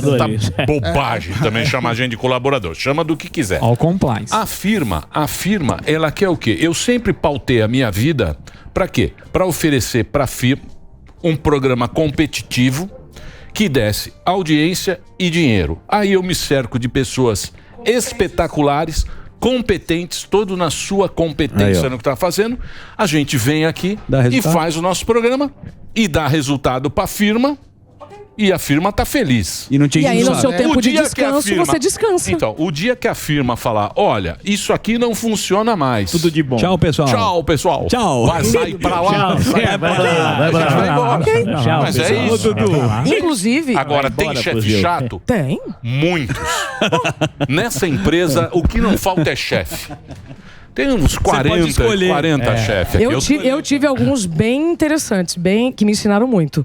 Emílio, a firma vai contar com a gente enquanto a gente for útil e tá tudo certo. Eu tenho levado muito essa mensagem de nós aprendermos a sermos adultos e compreendermos quando o ciclo também se encerra. De repente você tá se encolhendo para caber num lugar que nem é mais para você. Então, muitas pessoas quando me procuram nos cursos, nas palestras, falam assim, mas eu não sei o que eu faço porque a empresa... Eu falei, primeira coisa, você tem que analisar se o ambiente ainda faz sentido para você. Sim. Segunda coisa, você está bem na sua saúde com este ambiente? Eu tenho uma história aqui de uma executiva que era da Editora Abril e ela começou a perceber os movimentos das editoras. E aí ela foi percebendo o incômodo externo junto com o incômodo externo que já estava lá há muito tempo. Aí ela planejou a saída. Então, a gente tem que ter conversas maduras para entender que os ciclos, assim como começam, se encerram. E se eu não estou mais satisfeito ou se alguém não está mais satisfeito comigo, obrigada, mas segue a vida. Percebe? E isso é natural. Isso é do talento de cada um. Então, assim, sem mimimi, mas agora a empresa não me quer mais, a pessoa não me quer mais. Não é nada pessoal. Então, mas o jovem não tem essa maturidade que nós temos. De que jovem você está falando? Porque eu conheço jovens que estão mais alinhados. Você acha? Acho. Você sabe o jovem que quer vencer na vida, ele tem que se submeter. Mas pelo menos o que tem necessidade. O que tem necessidade. O jovem riquinho, o playboy é ruim. E muitas vezes o playboy não quer trabalhar. Mas hoje em dia é assim porque a pessoa tá muito mais individual, tá muito mais... vou até usar uma palavra que talvez possa parecer pesada, egoísta, então ela vai pensar mais nela. Então, positivamente para a saúde dela vai ser bom. Ela tá pouco se lixando, porque o chefe falou, vai ver o lado dela só. Mas o jovem também se ferra? Igual nós? Nós somos velhos também. Vamos só nós. Só nós que dormimos. Eu tenho 42 e tô ótimo. Tá voando. Não, eu digo assim. Você já trabalhou aqui na Band, fez naquele programa de madrugada. Na madruga. Aguentar os anos. Tudo enche o saco, né? O jovem. Ainda é novidade, né? O jovem, eu acho que ele tem um gás diferente, não tem? Você sabe quando que nós vamos saber? Mais pra frente. E vai ser esse jovem com esse jovem. Vamos falar de nós. Deixa o jovem. Não, de nós. Quem tá ouvindo esse programa agora, quem tá nos escolhendo, quem tá usando o tempo a seu favor. Não, fazendo... Dona Betty. Nós ganhamos o prêmio Andador de Ouro. Isso. Obrigado. A gente vai fazer o baile. Bengalitos FM. Deixa eu te falar. Valendo É o Alba que apresentou esse prêmio. 2023. Por falar em prêmio, deixa eu te contar uma coisa.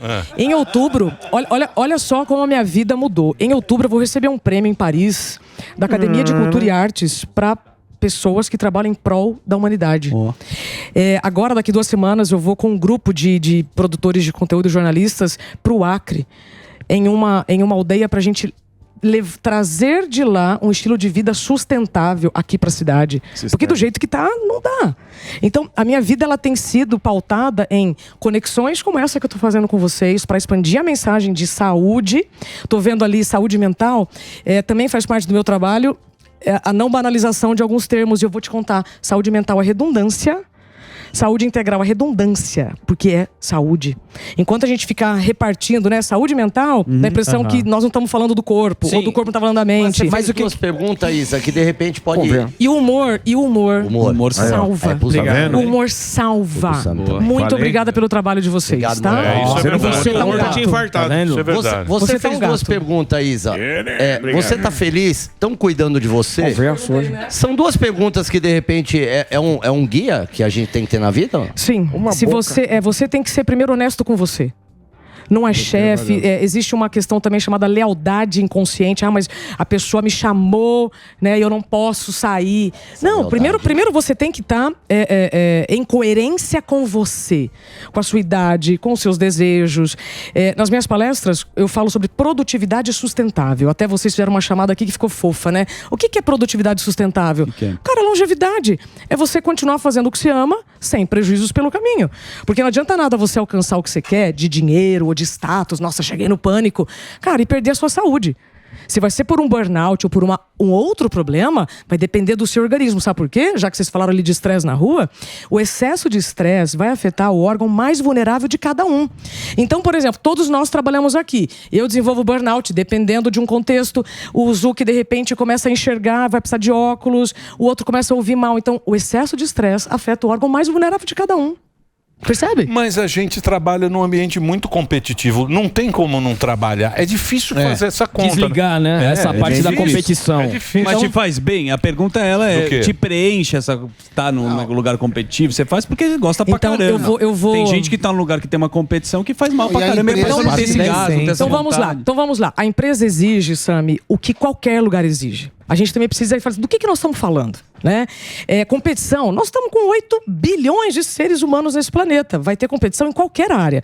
Às vezes eu ouço o pessoal da medicina, que eu tenho falado muito com médicos, porque a medicina, os professores, porque os professores, os bombeiros. Não, gente. Todos nós estamos lidando com excessos. Então, qual é a solução de tudo isso? Preservar a sua saúde.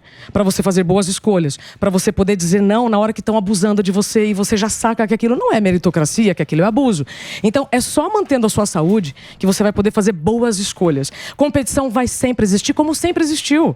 Nós estamos falando de problemas de agora, percebe? Sim. Ô Isabela, mas você acha que, dos seus estudos, você acha que o celular também ele agravou? Porque nós temos o excesso de informação aqui. E, por exemplo, a gente que trabalha no audiovisual, a gente tem os números aqui o tempo inteiro. Então, para você confrontar esse número, é muito mais fácil do que antigamente. Sim. O excesso de informações...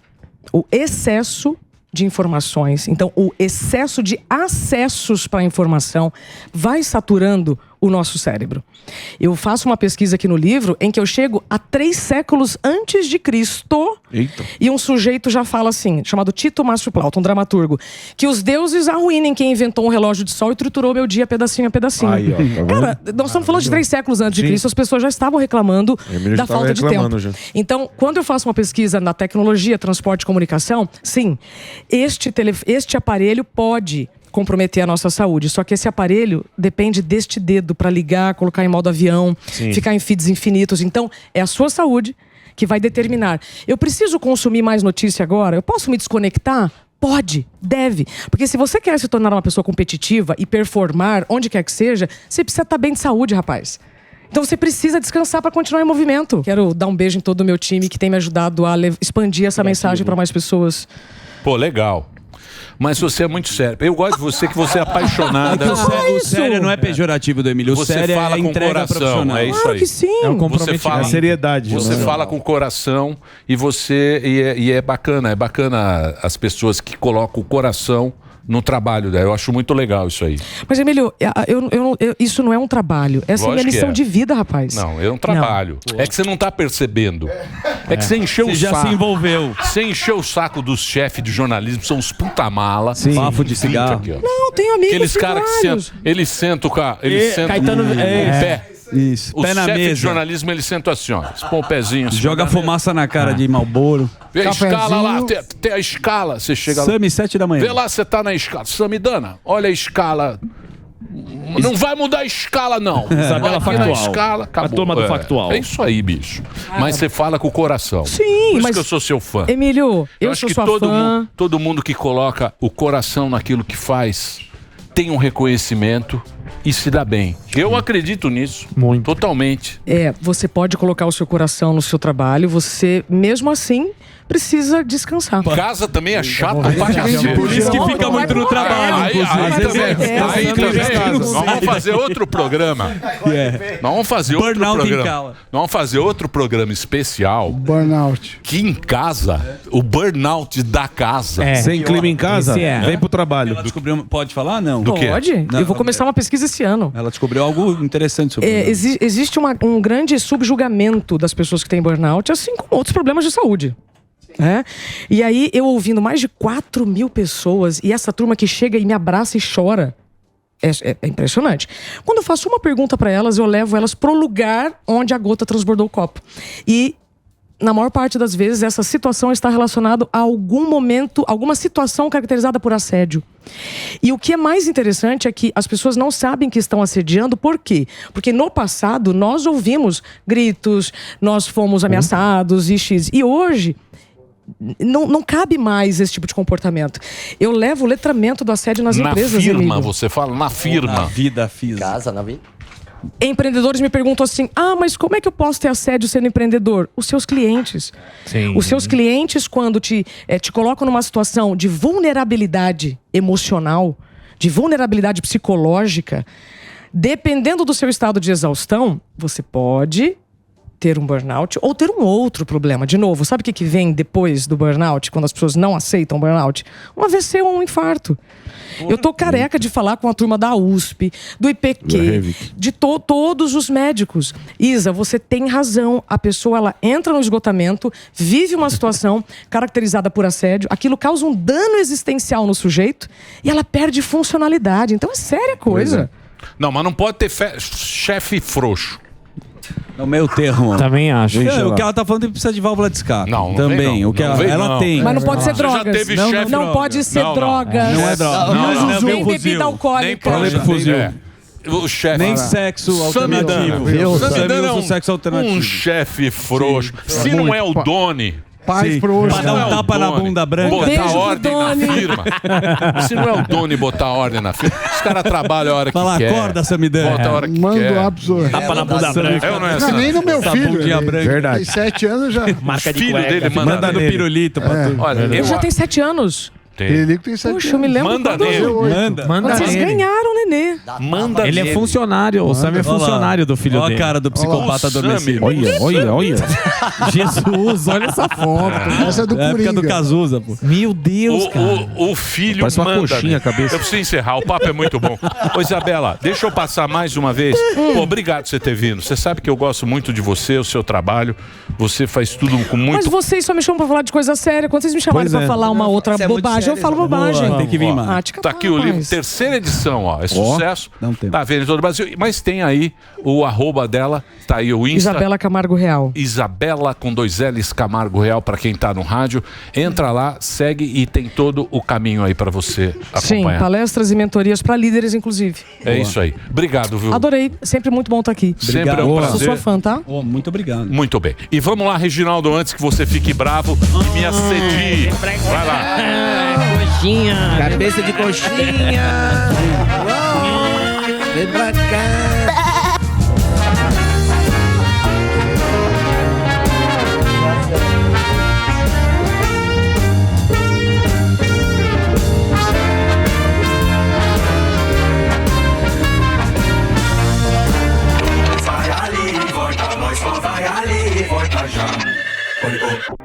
A segurança do seu patrimônio garantida.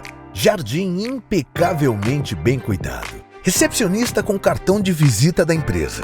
A Gocil transforma a maneira de prestar serviços com tecnologia. Tudo absolutamente limpo e higienizado. O café e a água na hora certa. Excelência operacional. Treinamento específico e processos integrados. Gocil, a maneira mais segura de confiar.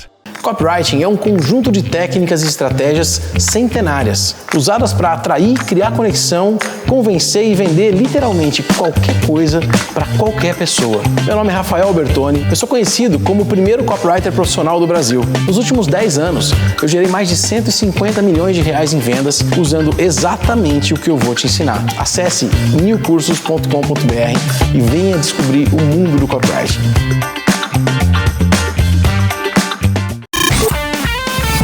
Esse programa é um lixo.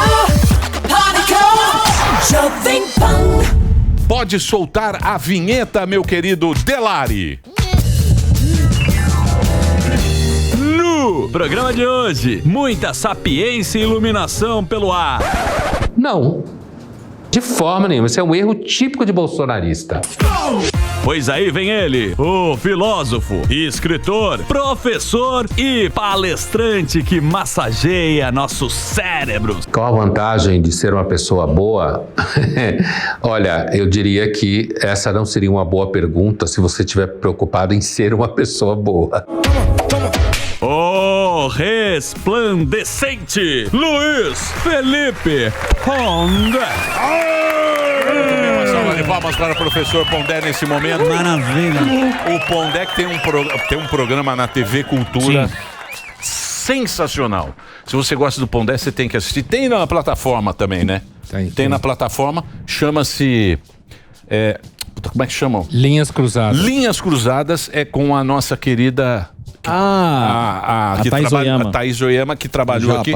Ele faz uma dupla, a Japa, a nossa querida Japa. Ela trabalhou aqui um tempo. Depois foi pra UOL, né? Depois foi pra UOL e agora tá lá na Cultura fazendo esse programa que é muito bacana. São os temas e lá você tem a possibilidade de falar, mas aqui tudo tem que ser rápido e tal. É tudo mais no superficial. Lá nós temos 1 hora pra desenvolver. Pondé, e nesse mundo caótico, sempre nós precisamos dos filósofos.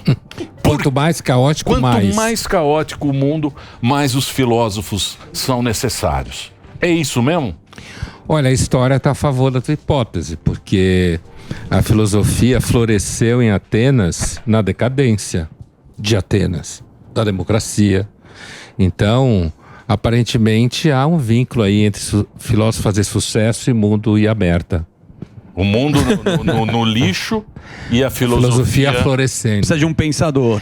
Precisa de alguém, né? Algumas pessoas que pensem de uma forma um pouco mais lenta, com mais mediação, né? Que não esteja preocupado em entregar alguma coisa, né? Sabe? Um pensador. Então, pelo menos, por exemplo, mesmo no século XVIII, que você tem um outro pico de filosofia agora na França, também estava um caos. E o iluminismo apareceu ali.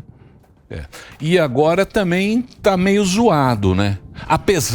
Apesar do conforto que a gente tem, né?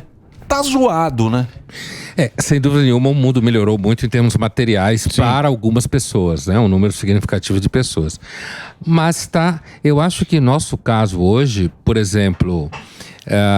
depois da Segunda Guerra Mundial, depois dos chamados 30 gloriosos, como se fala na Europa, dos anos 30 anos depois da Segunda Guerra Mundial, depois do fim da Guerra Fria, havia uma expectativa assim de que todo mundo ia ser democracia liberal, o mercado ia crescer, as pessoas iam discutir só banheiro, sabe? Gênero de banheiro, umas coisas assim, meio pontual. E aí, de repente, a gente descobriu que o mundo é sempre meio doido. Então, o Putin existe, invadiu a Ucrânia, passou a pandemia, fudeu um monte de gente. Né?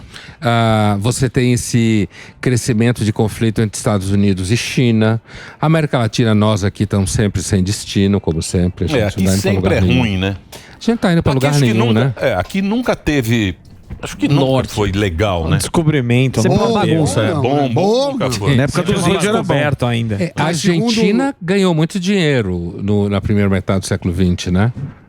Ganhou muito dinheiro vendendo carne, não sei o quê.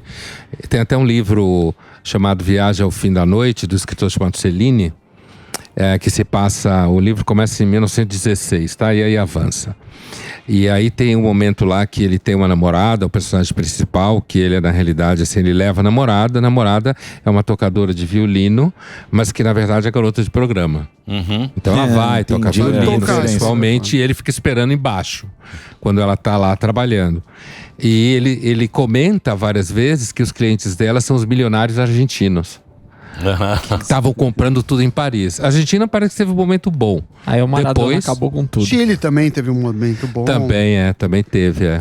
Mas mesmo assim é pontual, né? Segundo Lula, de 2002 a 2010 foi a glória na América do Sul. Não sei se você viu a declaração dele.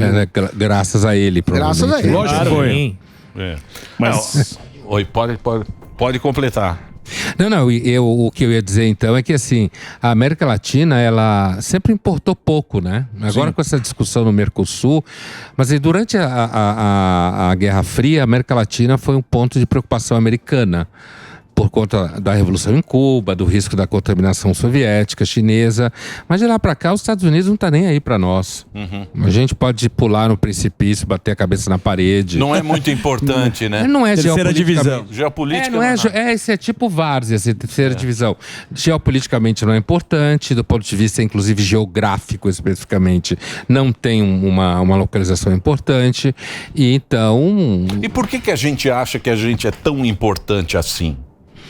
Eu acho que, sabe, Emílio, eu acho que de repente, do ponto de vista psicológico, até faz algum sentido, né? Você não chegar à conclusão, olhar no espelho e dizer assim, você é um bosta, você não importa pra ninguém, você vai ficar muito mal. Então, acho que é meio que normal fazer uma relação com o país, assim, com o continente, que a gente tente encontrar alguma coisa que faça com que a gente não se sinta muito vira-lata, como o Nelson Rodrigues dizia. Sim, mas, por exemplo, o brasileiro, ele fala assim, olha só como o mundo está olhando pra gente. O mundo não está. Olha como o mundo está olhando. Não tá nem o mundo vendo. não tá nem vendo. Sabe nem onde fica. Nem lembra. Então, mas tem essa coisa, né? Olha o mundo, essa pompa, esse... Inclusive o nosso tamanho, no caso do Brasil, né? Nós somos um país pode ser isso, né? De ser tão grande, a gente fica meio alienado. Faz um teste. Pega qualquer dessas emissoras internacionais de notícia, né? Qualquer uma delas, e assista elas fora daqui, inclusive. Aqui também vai funcionar. Você vai ver que o Brasil e a América Latina praticamente não aparece. Nada. É uma autodefesa, por isso não aparece, é uma autodefesa. Ele precisa se defender se colocando em polpa. Não? Se imaginando um pouco mais importante do que é, né? Mas, é claro, a Amazônia é um certo ativo, assim. Mas pro mundo rico, o Brasil é a periferia da Amazônia. Sim. Né? A gente aqui é a periferia, a Amazônia até importa, nós não. Sim. Em muitos lugares, nossa capital ainda é Buenos Aires. Ô Pondé, eu acompanho bastante seu Instagram e tem uns posts que eu gosto, que é o Pondé Fã. E tem um em particular que você escreveu, que colocou: se eu irritei os inteligentinhos é porque fiz bem meu trabalho, né? A gente teve uma mudança agora de governo e você sempre colocando as suas verdade. Na verdade, colocando as suas ideias, né?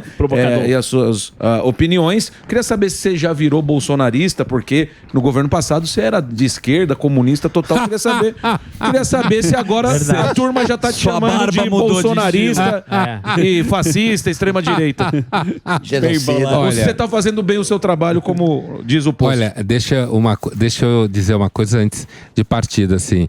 Esses posts, eu tenho que dizer que quem faz são as meninas da DOCA. Então, parabéns. Tá? Parabéns, meninas. São as bem legal. doquinhas, as docas, como eu chamo elas. Quer dizer, são elas que montam. É claro que elas montam em cima de coisas, de ideias que eu conheço elas desde 2013, quando foram minhas alunas. A gente se conhece muito bem. Então, é elas que montam as frases, escrevem, pegam fotos. Então, esses posts, na realidade, a autoria é delas. Boa. Inspiradas no que elas conhecem, do que eu penso. Certo. Então, por isso que parece que sou eu. Sim. Né? Porque tem tudo a ver com o que eu falo. Agora, a pergunta que você fez. Outro dia, inclusive, alguém perguntou assim para mim: não, você era de direita, depois passou ao centro, algumas pessoas acham que você é de esquerda. Eu, no fundo, não ligo muito para isso, mas eu entendo a sua pergunta, né? E é claro que eu tive durante o governo Bolsonaro, quando eu criticava o Bolsonaro, nunca fui bolsonarista, quando eu criticava o Bolsonaro, eu perdi palestra por causa disso. Sabe? Em ambientes assim, em que os caras eram muito radicais e faziam uma leitura tipo assim, Pondé é comunista, né? Eu lembro de uma vez que alguém falou em algum lugar, não sei se foi algum programa que eu estava ou foi pro meu canal de YouTube, alguém comentou, disse, Pondé nunca foi de direita, ele só falou isso para marketing, ele sempre foi comunista. Então, você sabe, fala o que quiser. Agora, como nós estamos no governo do PT de novo, e eu, de fato, acredito um pouco que o intelectual público deve ser inorgânico. O que significa isso?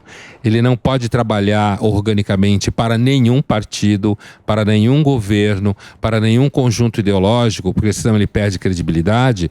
Então agora provavelmente eu vou virar de novo extrema-direita, fascista, cacete. Mas esse é que é o problema do mundo agora. Porque é o seguinte, eu acho que você gosta de agitar, você gosta de agitar o debate. Tem muita gente que chama reflexão, é o provocador. É o cara que provoca, que quer uma discussão e tal. Porque nada mais chato do que uma discussão com um ponto de vista só. É a coisa mais triste que existe no mundo.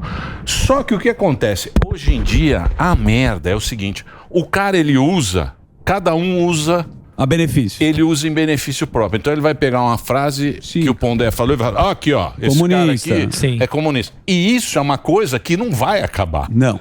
Isso é um negócio que vai perdurar, porque o cara ele pega um fato e cada um usa pro seu benefício. Na sua narrativa. Né? Pra sua narrativa. E não tem jeito, Pondé. Então você vai ter que ter nego te enchendo é que no fundo eu não ligo muito pra isso. Porque inclusive é a equipe que posta, né? Não é nem ele que tá na rede social. Ele não tá nem respondendo o hater. Não, enquanto na verdade não, nunca. Mas elas também não respondem, né? O que acontece é assim, eu me relaciono com seguidores principalmente nos vídeos do YouTube, porque os vídeos elas coletam as perguntas, fazem uma primeira curadoria, passam para mim no dia que a gente vai gravar, né? E aí eu olho entre os 10 perguntas que elas escolheram, eu escolho 8, 7, depende do número que elas dizem que eu tenho que gravar. Então todo vídeo que eu gravo no YouTube, apesar de eu não dizer o nome da pessoa, ela vai reconhecer a pergunta dela, porque eu vou começar falando a pergunta. Então, por exemplo, se foi o Emílio que fez, ele vai saber, ele tá me respondendo. Sim, apesar tem uma que relação eu não digo, com a pessoa. Né? E também no Instagram os seguidores pedem indicação de série, de filme, que às vezes eu fico até de saco cheio disso.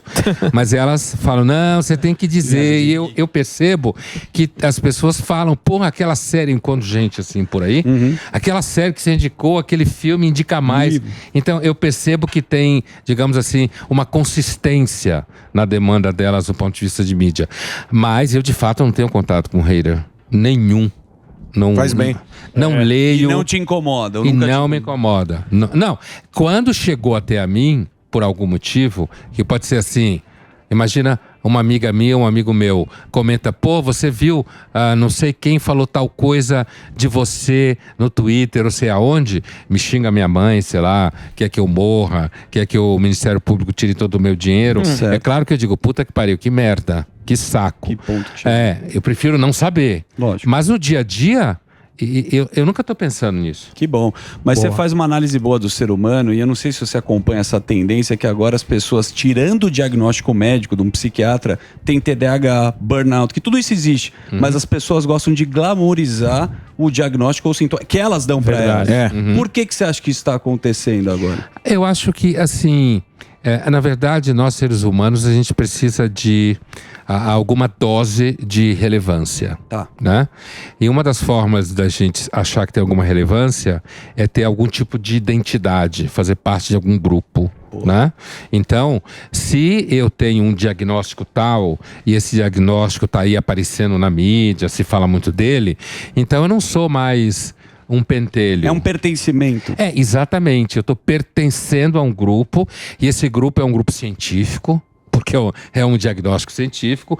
Então eu não sou um pentelho, eu tenho um tal... Eu justifico a minha eu tenho chatice. um tal quadro sindrômico, entendeu?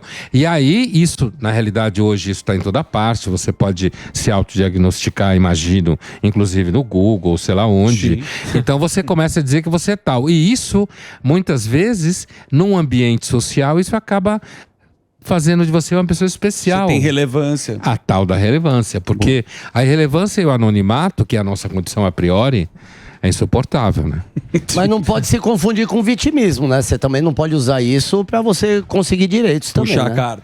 Inclusive, porque para você conseguir alguma coisa assim, normalmente a instituição vai te exigir o diagnóstico mesmo, né? Sim. Você vai ter que trazer, que nem a universidade, você vai ter que trazer o atestado, o famoso atestado ou relatório.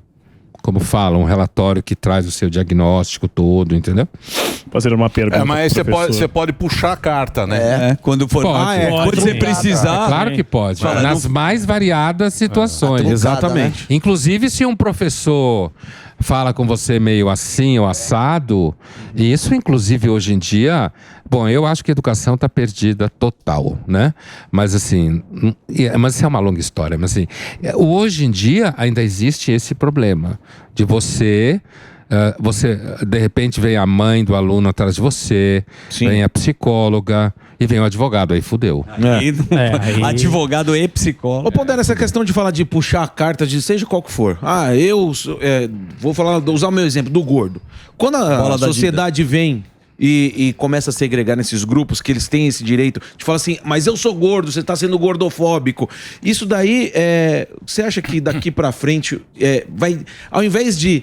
Porque seria para unir as pessoas, mas na verdade só segrega. E, por exemplo, um empresário, de repente, em um momento não vai mais contratar o gordo, porque se em algum momento ele tiver que chamar atenção e tiver que demitir o gordo, ele vai puxar a carta e falar, você está sendo gordofóbico. Você acha que isso vai trazer essa série de problemas daqui para frente?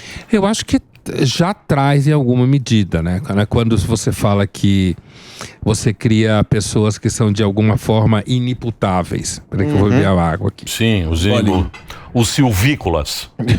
Lembra do silvícolas? Silvícolas, faz tempo. Exato. O artigo tá na Constituição. Eu gosto mesmo do afegão médio. O afegão médio. Você fala, o afegão médio. Que nem você falou pro Pavinato. Mas assim, então eu acho que isso já é uma coisa que pode acontecer, né? No sentido de que a ideia de você proteger uma pessoa do ato discriminatório, que é a priori uma boa ideia e necessária para o convívio social, facilmente na mão das pessoas no dia a dia, ela se desdobra em todo tipo de comportamento, porque o ser humano é o ser humano, a natureza humana é a natureza humana, né? Então facilmente alguém pode em algum momento, inclusive, por exemplo, ontem tinha uma discussão interessante, eu digo ontem no jornal, que eu estava da Cultura, que era esse endurecimento com relação à lei do salário igual entre homens e mulheres. Lembra disso? Então, é claro que, a priori, você deve... Porque A faz uma função e B faz uma função, você não pode dizer que B vai ganhar menos do que A, porque B, sei lá, usa saia como se usava antigamente as mulheres, né? Ainda usa, mas não só saia. É claro que você olha para isso e diz assim, não, as pessoas têm que ser iguais perante a lei, perante as funções que fazem em pagamento. Mas o que acontece em muitas empresas? Então, você dá licença, maternidade, né? O que em alguns países não existe, mas no Brasil ainda bem que existe, porque precisa em alguma medida mesmo. Mas aí a pessoa fica 4, 5 meses fora, quando volta é demitida. Por quê? Porque a empresa olha e diz assim, ó, se você ficou 4 meses fora, é porque você não vai fazer falta. Coloca outra pessoa no lugar. Então aí você tem um conflito que é o seguinte, de um lado você tem um princípio, né, como se fala em ética, deontológico, que é o palavrão, né? Significa que você tem um princípio normativo que busca a ideia de que todos, homens, mulheres, têm o mesmo direito, mas do ponto de vista pragmático do dia a dia, as pessoas fazem contas. Né?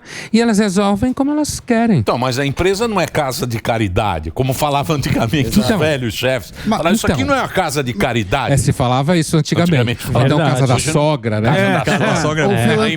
A empresa é para dar luz. Casa da mãe Joana. Então, é disso que eu tô falando. As empresas fazem conta, porque elas inclusive têm que pagar contas, elas têm que pagar salário, elas têm que manter a atividade rodando, e para isso elas têm que ter lucro, inclusive, porque senão o cara fecha o negócio. Não abre o negócio. Exato, lógico. Você pensa num time de futebol. Então, mas isso aí... Não, mas vamos lá. Mas isso aí é meio uma mentira. O quê? O que é uma mentira? Porque isso é uma mentira. Tipo lá, sei lá, o Zuckerberg, esses caras que inventaram esse negócio de ping-pong, empresa, linda. Tá, você vai lá ter um puff, cadeira de massagem, leva o cachorro, pega uma espaço pet. Espaço pet. Ficou vermelho o negócio, mandou todo mundo embora e logo. E leva o puff embora. Manda de uma maneira assim, agora não é mais empregado. Chama de colaborador. Mas é uma puta mentira. Carta homenagem da Globo. Total, Emília. Assim, ainda tem uma coisa, recentemente, por conta do programa Linhas Cruzadas, uma pesquisa que a gente estava fazendo, chegou até a mim uma história que se chama 4 dias de trabalho. Né? Que você tira segunda-feira. Né? Trabalha ao invés de 5, 4. Foi, acho que pelo que eu vi alguém que é especialista nesse assunto aqui no Brasil, que são poucos, era uma especialista, ela dizia que veio da Nova Zelândia. Tava na Europa também essa discussão. Um dia menos de trabalho, que você rende mais, né? Então... mas toda coisa que surge na Nova Zelândia, eu acho que a gente tem que olhar com cuidado, porque ela tem 10 pessoas, né? Então, assim, um país... É o tamanho de Osasco. Perfeito. É o tamanho de Osasco. E parece Nova que é perfeito. Né? Agora, imagina, você trabalha 4 dias, mas você tem que produzir a mesma coisa que você trabalhava, que produzia quando trabalhava 5. E melhor ainda, você deve melhorar a produtividade. Porque se eu deixo você em casa um dia a mais, além do sábado e domingo, você vai ficar descansado.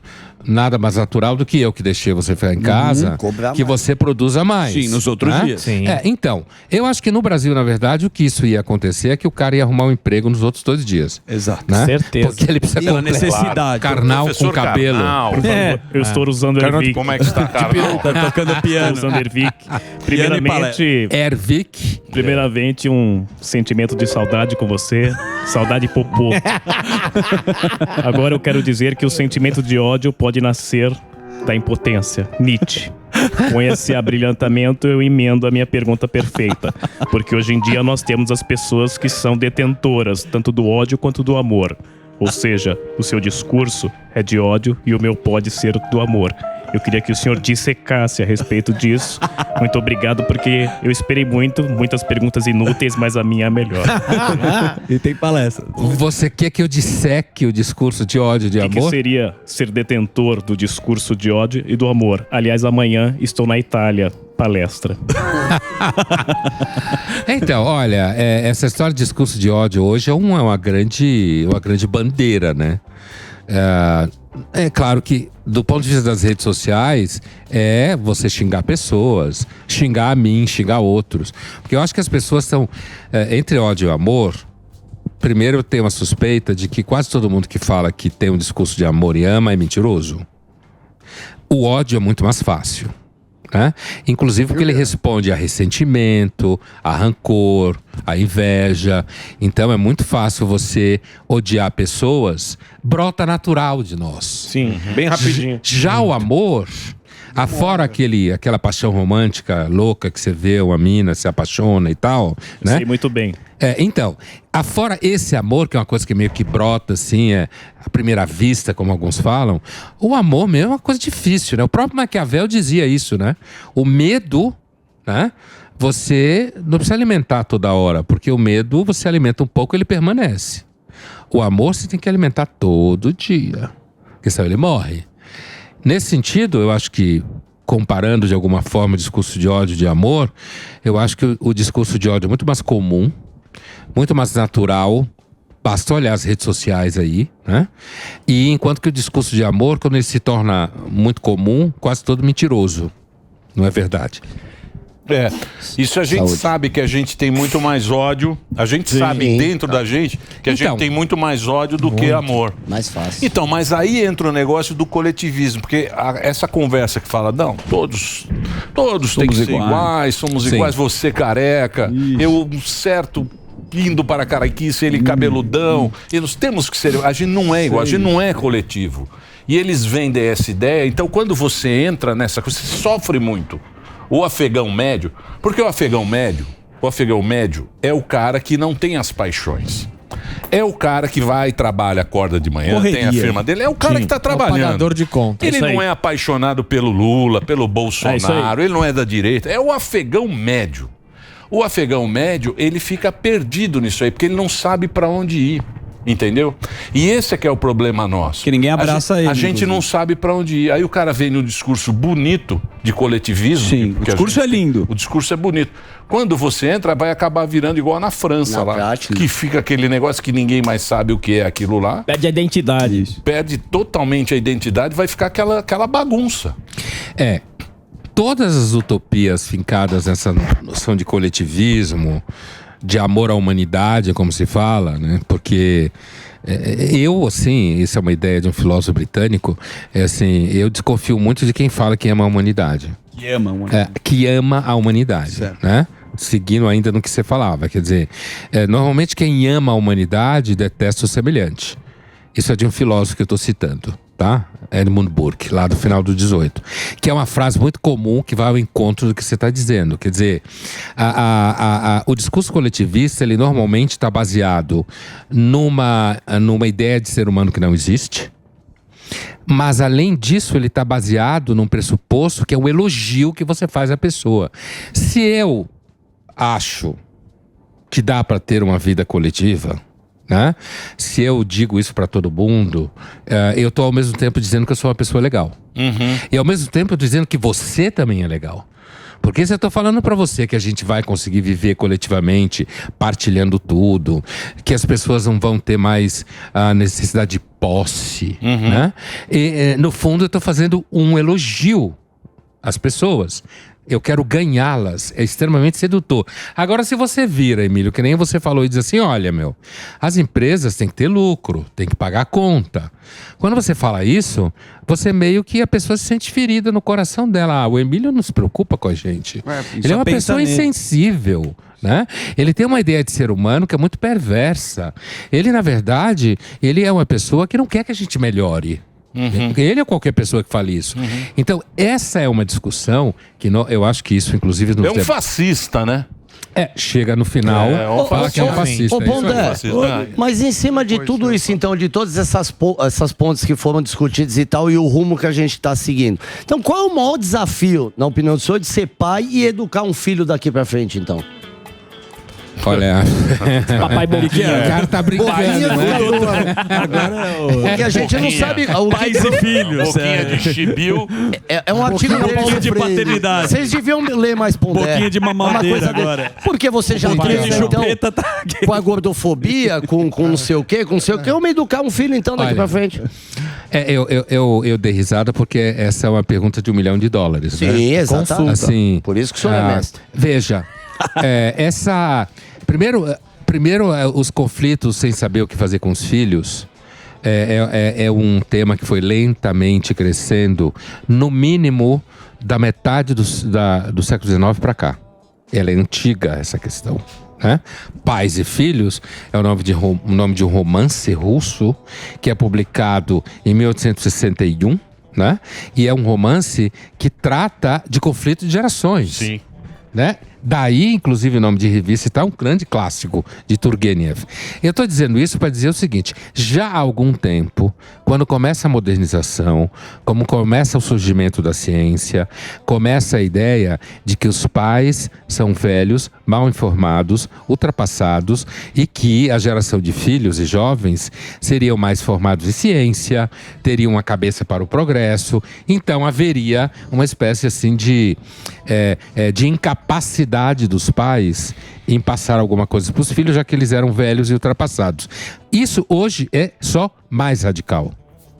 Mas isso é uma característica do processo modernizador que desvaloriza tudo que vem antes. Aí vem Primeira Guerra, vem Segunda Guerra, poluição. Aí você topa com um moleque de 15 anos que não sabe nada, põe o dedo na sua cara, diz pra você, olha, porque você poluiu o mundo, então agora não me venha dizer nada. O cara é simplesmente um pequeno arrogante que tem 15, 16 anos, provavelmente estuda em um colégio caro, né? Vai fazer sabático na Espanha, certo?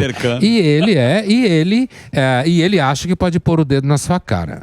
Então, quando você pergunta como é que um pai vai educar um filho hoje, eu acho que as pessoas estão respondendo a sua pergunta da seguinte forma: não vou ter filhos. Verdade. Inclusive é por isso que tem essa crise de fertilidade. Não é crise de fertilidade. As pessoas chegaram à conclusão que ter filhos é um mau negócio, né? Inclusive porque você não sabe o que fazer. O que acontece hoje? Toda mãe, todo pai tem uma psicóloga para dizer o que você vai fazer com o filho. Muito bom, verdade. Né? Então não se sabe direito como educar. Eu já eduquei 2. Então para mim o problema já passou. Pondé, tem um teorema, uma tese, um conceito chamado paradoxo da escolha.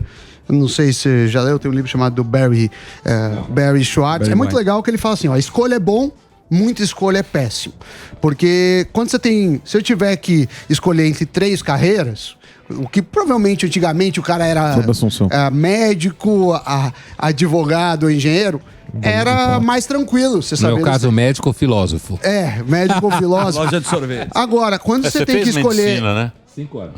Porque fez medicina e foi pra... O duro foi aceitar essa loucura que você fez, né? Não, papai transição de carreira exatamente. Na época era um terror. Mas quando você tem muitas opções, primeiro, porque quando tem 3 opções, você fala, olha, eu escolhi essa, é a menos pior, e você fica satisfeito. Quando você tem 50, 100 opções, você tem uma culpa, falando assim, olha, eu escolhi errado. Eu acho, que aí, emendando o que o Fuzil falou, que o excesso de opções é muito difícil. Sim. É muito difícil, gera tristeza, gera ansiedade, paralisia. E a criança, às vezes tem 5, 10 anos, ela não consegue lidar com... Nem os adultos conseguem. O que você acha que pode ser feito em relação a isso? Você acha que é um motivo mesmo para depressão, infelicidade e várias outras patologias? Acho que... Não li o livro que você está falando, mas legal, pelo que você falou, eu entendo claramente. Assim, eu acho que é a mais pura verdade isso aí. É uma das...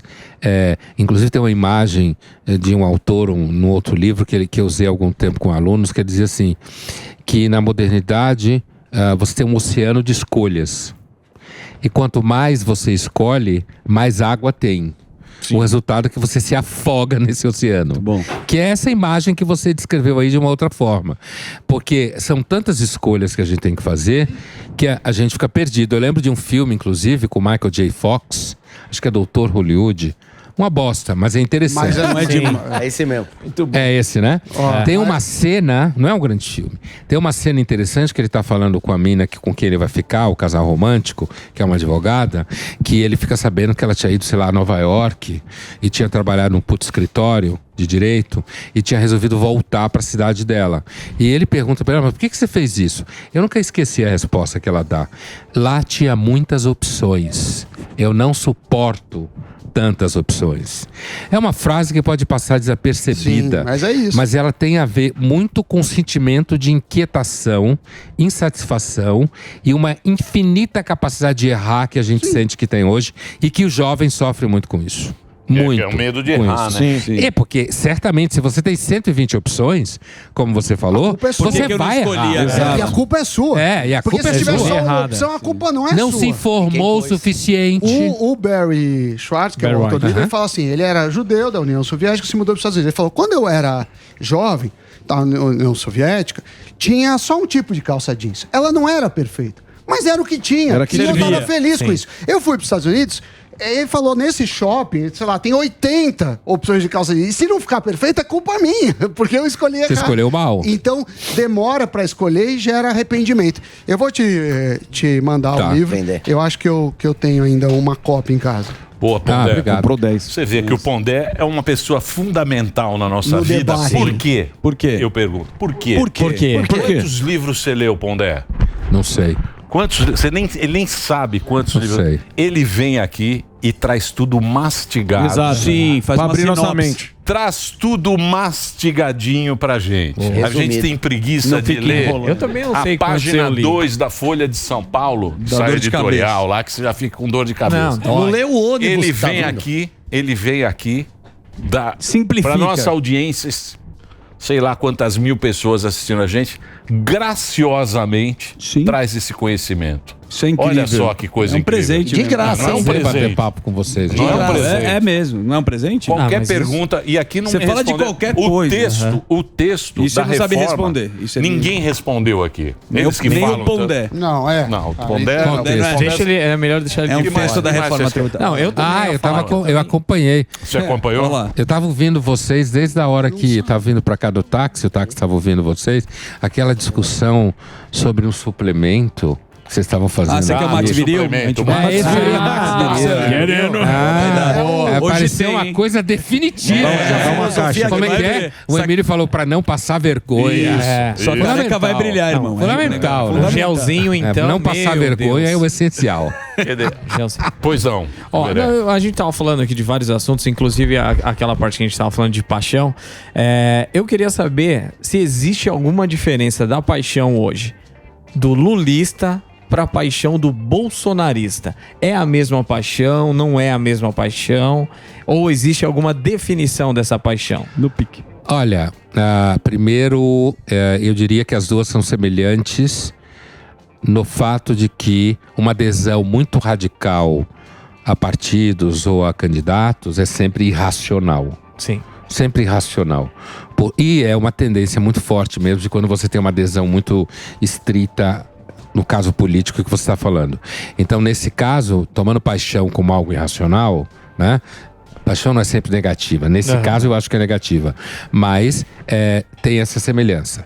Agora, eu acho que tem fatores que diferenciam. Por exemplo, a paixão pelo Lula, ou pelo PT e pelo Lula, que é um pouco caso dentro do PT, eu acho que é mais antiga, né? É uma coisa que vem sendo cultivada há algumas décadas no país, né? Eu lembro quando o Lula teve problema com a ditadura nas greves de 79 no ABC, né? Pela minha idade eu lembro disso, eu tinha o quê? 20 anos, né? Então assim, eu diria que a paixão pelo Lula, na forma que você coloca, é uma paixão que já passou por mais testes. Sim. Né? Enquanto que a paixão pelo Bolsonaro é uma paixão que é mais recente. E ela vai passar por um teste agora. Tipo, o Bolsonaro fica inelegível, certo? Sim. Todo mundo fala, não, ele vai continuar a ser nosso líder. Será que vai mesmo?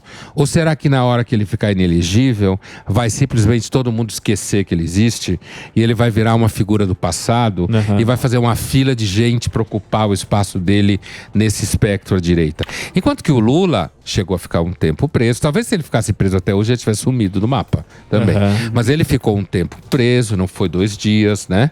Ele passou por um processo de humilhação e os apaixonados por ele, na verdade, ficaram mais apaixonados. Mais aliados. Né?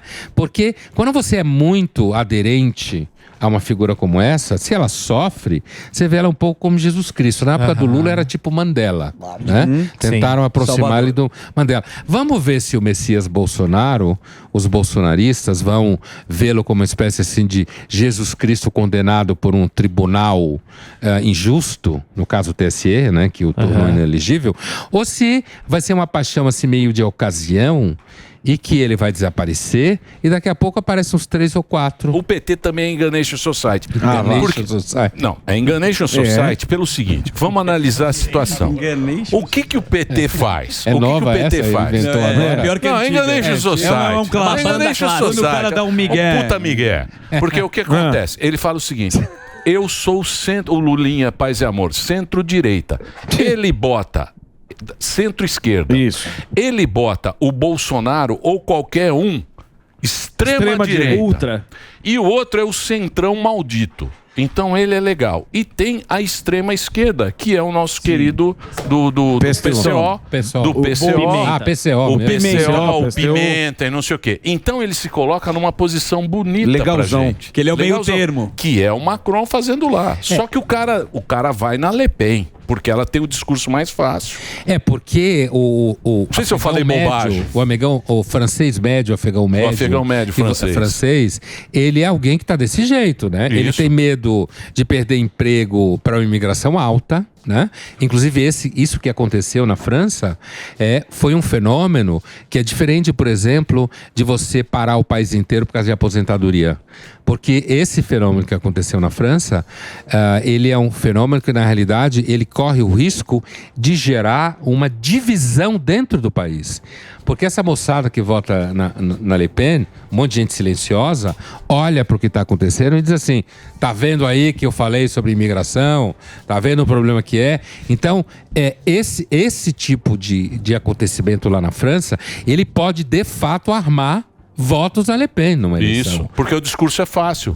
Porque ela fala, eu tô olhando por vocês que perderam o emprego, que agora vai ter que trabalhar mais 2 anos.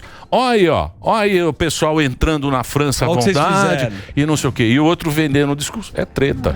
É que o Macron, ele tem uma vantagem que é o seguinte, como existe o Mélenchon e a esquerda radical, que não é o PCO do Brasil, mas é uma esquerda muito constituída. Então, e como ele veio de um ambiente que é um ambiente identificado, por exemplo, com gestão de finança, banqueiro, né? Sim. Mercado financeiro. É o nosso Samidana. É o nosso Macron. Banqueiro, isso que eu queria dizer. Macronzinho. Né? Então ele tem uma imagem de que ele inclusive a primeira vez que ele ganhou, que ele era a França do futuro. Sim. Sensível a problemas sociais, mais atento aos ganhos financeiros do alto capital. O amor venceu. Vai de metrô pro shopping Cidade Jardim. É o Sam. Gosta de pipoca trufada. Ô Pondé, agora, o Lula sempre fala em democracia, né? Sempre fala, tudo em nome da democracia, mas elogia a ditadura e agora relativizou a democracia, né? O conceito de democracia está relativizado. Como que é essa relativização? Entendeu o que eu quero falar? Tá? Deu uma engasopada aqui. O que é essa questão de sempre estar relativizando as coisas, né? Que é na mente da turma. Veja, não há dúvida. Veja bem, não há dúvida que se você for às fontes de filosofia política, ciência política e tal, o conceito de democracia, ele tem, digamos assim, um certo, como se fala tecnicamente, um certo espaço semântico. Quer dizer, ele tem alguns significados que não necessariamente são a mesma coisa dentro dele, né? Eu não sei nem se Lula tem isso na cabeça, porque eu vou dizer o que eu acho que ele tem na cabeça quando ele faz isso. Sim. Né? Mas assim, então você tem, por exemplo, a Alemanha comunista se chamava República Democrática Alemã. Né? Quer dizer, que aquela ideia de democracia que estava lá na origem dos bolcheviques, que era na realidade um regime onde não há diferença econômica entre ninguém. Essa é a concepção de democracia. Com o passar do tempo, se impôs uma concepção de democracia que é uma concepção que a gente pode dizer com razoável certeza que tem uma origem principalmente inglesa, que é a ideia de um regime onde há voto, portanto há soberania popular, mas há independência do judiciário, que na Inglaterra começou a ser discutida no século XVII, cacete. A independência dos juízes, como se falava, né?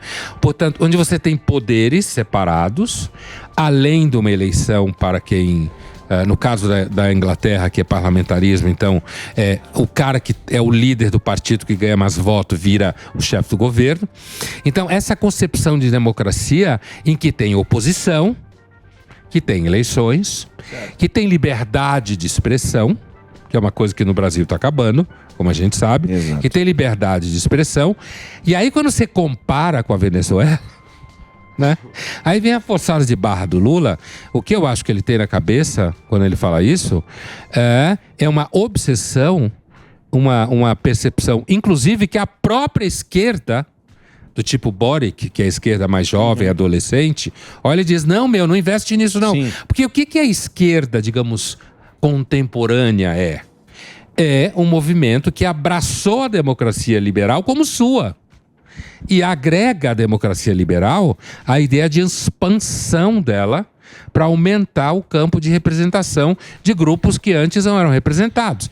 Mas o trunfo da esquerda atual é defender a democracia liberal, coisa que ela criticava no começo do século. Mas nós eu aprendi lá com os comuna, na minha época de Grêmio Estudantil. PCdoB. Você é da canhoteiro, ocupar espaço. Então você tem que ocupar espaço, não importa onde. Você lembra disso? Ocupar os espaços. Ocupar os espaços. Continuam fazendo isso até hoje. Sim, claro. Eu queria agradecer muito. Eu quero passar. Tem alguma coisa nova? Alguma novidade? Curso, alguma coisa? Palestras? Não, assim, livros. Curso. Nós estamos preparando, eu e as docas, Doquinhas. né? As doquinhas que você falou. Estou gravando um curso novo que vai sair em algum momento sobre Freud. Opa, legal, só sobre Freud. Uma introdução. Ó, deixa eu passar a rede. Freud. LF Pondé, né? Pondé. No Instagram, e assistam o programa, tem na TV Cultura, que é muito bom, com a Thaís Joiama também, que tá lá o Pondé, que chama-se Linhas Cruzadas. Lá tem todo o que foi? Sim. Queria mandar um abraço pro Pondé. Nosso programa é maravilhoso, né, Pondé? Nosso programa é incrível. É uma honra estar com você aqui, tá? Obrigado, Pondé. Muito bem. Na TV Cultura. Tem que analisar ele mesmo. Mas não sobe uma rampa. Na TV Cultura, mas tem também no YouTube, né? Tem a TV Cultura tem no YouTube. Chama-se Linhas Cruzadas. Fica lá. E tem todos esses. É muito legal esse programa, muito bacana para você assistir, adquirir um pouco de cultura. É isso que eu falo para vocês. Bom. Graças a Deus a gente tem amigos que leem muitos livros e trazem mastigado para gente. Olha que delícia que foi. Obrigado, viu, Pondé? Obrigado aí pela presença. Sempre um prazer. Siga na programação da Jovem Pan. Amanhã, meio-dia, a gente está de volta e olha. Não, a vinhetinha. Não tem? Não tem? Hello. Amanhã eu colocarei. Olha. Hello. Ai. Obrigado. Tchau. Chega do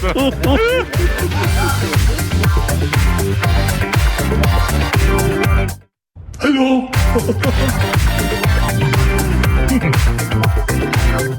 Ao desembarcar, cuidado com o vão entre o trem e a plataforma. É o carro de lá vem pedrada. Teremos se fudendo, mas não há piada.